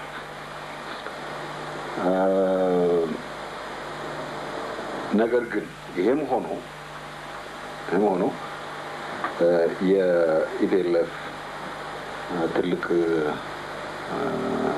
እና እንግዲህ ዴሞክራሲያዊ ያደርገው ነገሩን ህጋዊ ለማድረግ ዴሞክራሲያዊ ዙሪያው ህዝባዊ የህዝቡ ፈቃድ ላይ በህዝቡ ፈቃድ ላይ የተመሰረተ ውጤት እንዲኖረው ለማድረግ 2 ዓመት ቆያለሁ። በ2 ዓመት ውስጥ ሁሉም አይነት አስተሳሰቦች የተለያዩ አይነት አስተሳሰቦች ያላቸው ሰዎች፣ ፓርቲዎች፣ ወገኖች ተከራክረው ሀሳብ ለሀሳብ አጋጭተው አፋጭተው መጨረሻው ላይ 2 ዓመት በኋላ ውሳኔ ይሰጣሉ የሚል ማለት ከዚህ የተሻለ ምርጫ ሊኖር የሚቻል አይመስለኝም። አንድ ችግር አለ እዚህ ላይ ሁልጊዜ የማየው ስለ ኤርትራ ጉዳይ ስናስብ ብዙ ሰዎች ስለ ወደብ ነው የሚያስቡት፣ ለኢትዮጵያ መታፈን ነው የሚያስቡት እና የኢትዮጵያ መቆረጥ ሰዎች በተለያየ አይነት መንገድ ገልጸውታል። ይሄንን ነው የሚያስቡት። እኔ ኤርትራ የኢትዮጵያ ነች የሚባለውን ነገር እዚህ በፊት 1-2 ቦታ ከኢትዮጵያ ውጭ ሰዎች ስናገር ብያለሁ፣ ተናግሬያለሁ። አሁን ኤርትራ የኢትዮጵያ ነች፣ ኤርትራ የኢትዮጵያ ነች የሚለውን ነገር እስቲ በጊዜው እንተውና የኤርትራ ተወላጆች ራሳቸው የሚሉትን እስቲ እንስማ፣ እናዳምጥ፣ እንቆይ፣ እንቆጠብ። አይደለንም እኛ ኢትዮጵያውያን ካሉ ምንድን ነው እናደርጋቸው? በቀደም ልክ እንደተባለው ወደዛ አይነት ሁኔታ እንደገና ልንሄድ አይመስለኝም። ማንም የሚፈልግ አይመስለኝም። ሁለተኛ እኔ የማምነው እምነቴ የበርሊን ዎል ቢሰራ መረብ ላይ ህዝቡን ከዚህ በኩል ካለው ህዝብ በምንም በኩል መለየት አይቻልም። ግንኙነቱ ይቀጥላል። ለብዙ ሺህ ዓመት የነበረ ነው፣ የሚቀጥል ነው። የበርሊን ዎል አያቆመም እና ነገር ግን ያ እስካሁን ድረስ ተዳማን፣ ተቋሰርን። ቀደም ብሎ በንግግር በስምምነት ሊፈጸም ይቻል ነበረ፣ አልሆነም። ሁልጊዜም ችግሩ አንድ ሰው አንድ ሀሳብ ይዞ ሌላው ሁሉ የሚያጨበጭብ ብቻ በሚሆንበት ሁኔታ ውስጥ መጨረሻው እንደዚህ አይነቱ አሁን የደረስንበት ለሁላችንም ደስ የማይል ለሁላችንም የሚዘገንን ትናንትና ያየነውን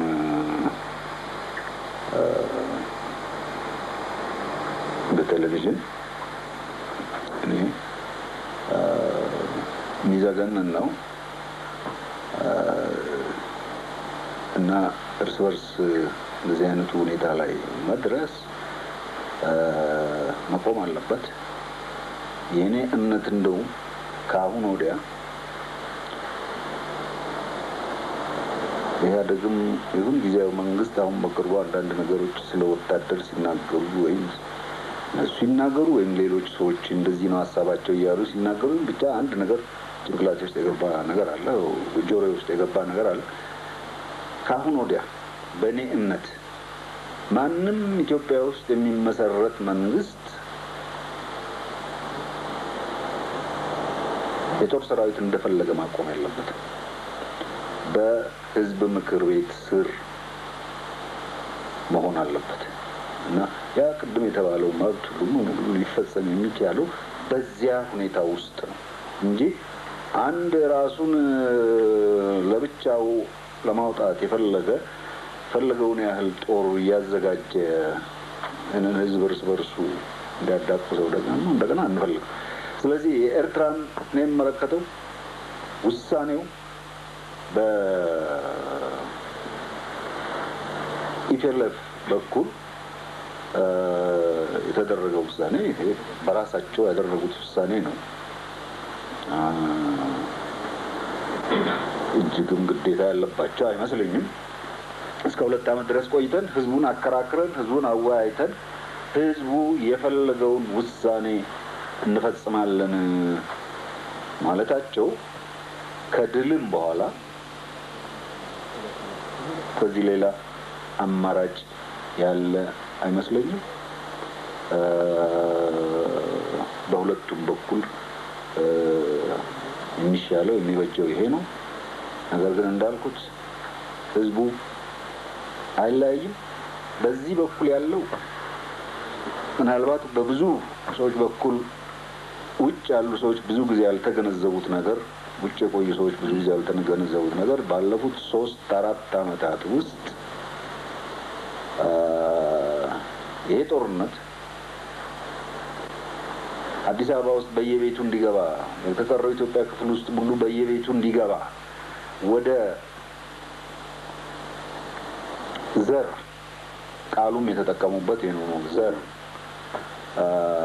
ጦርነት እንዲለወጥ ብዙ ሙከራ ተደርጓል። አልሆነም። በጭራሽ እንደዚህ አይነቱን መንፈስ የኢትዮጵያ ሕዝብ አልተቀበለው። ምንም ምልክት አላሳየም። በሌሎች ሀገሮችን የሆኑትን ሁሉ ነገሮች ሁላችንም እናውቃለን። በናይጄሪያ፣ በላይቤሪያ፣ በሶማሊያ አሁንም የሚካሄደው ብዙ ሌሎች ሀገሮች የሆኑትን አይተናል። ህዝብ ለህዝብ የሆነ ነገር ምንም የለም።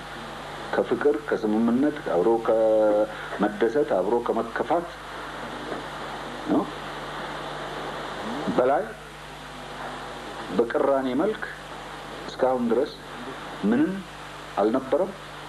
እኔ እንደሚመስለኝ አሁንም ወደፊትም የሚቀጥለው በዚሁ መንፈስ ነው። ይሄ መንፈስ እንዲኖር ይሄ መንፈስ እንዲቀጥል በህዝቡ መካከል ሲደረግ አሁን ደግሞ በተለይ ይሄ የዴሞክራሲ ፎረም ብለው እንግዲህ ዞሮ ዞሮ ያው ህዝብ ባለስልጣን የሚሆንበት ህዝብ የስልጣን ባለቤት የሚሆንበት ሁኔታ መድረክ ሲፈጠር ያን ጊዜ የህዝብ ውሳኔን መቀበል ማለት ዋናው መሰረታዊ ነገር በኤርትራም ውስጥ ሆነ በቀረው ኢትዮጵያ ሌላው ክፍልም ሆነ የህዝብን የስልጣን ባለቤትነት ከተቀበል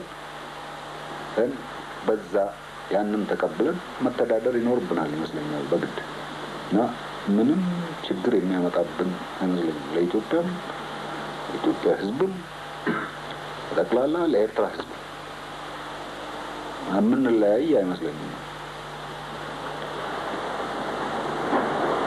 በዚህ ላይ ተጨማሪ አስተያየት ካለ? ማንም አይክደውም ይመስለኛል። አንድ ትልቅ ነገር በዚህ ጉባኤ የነበረው የዚህ ጦርነት ማለቁ ነው። ከዛ በላይ ደግሞ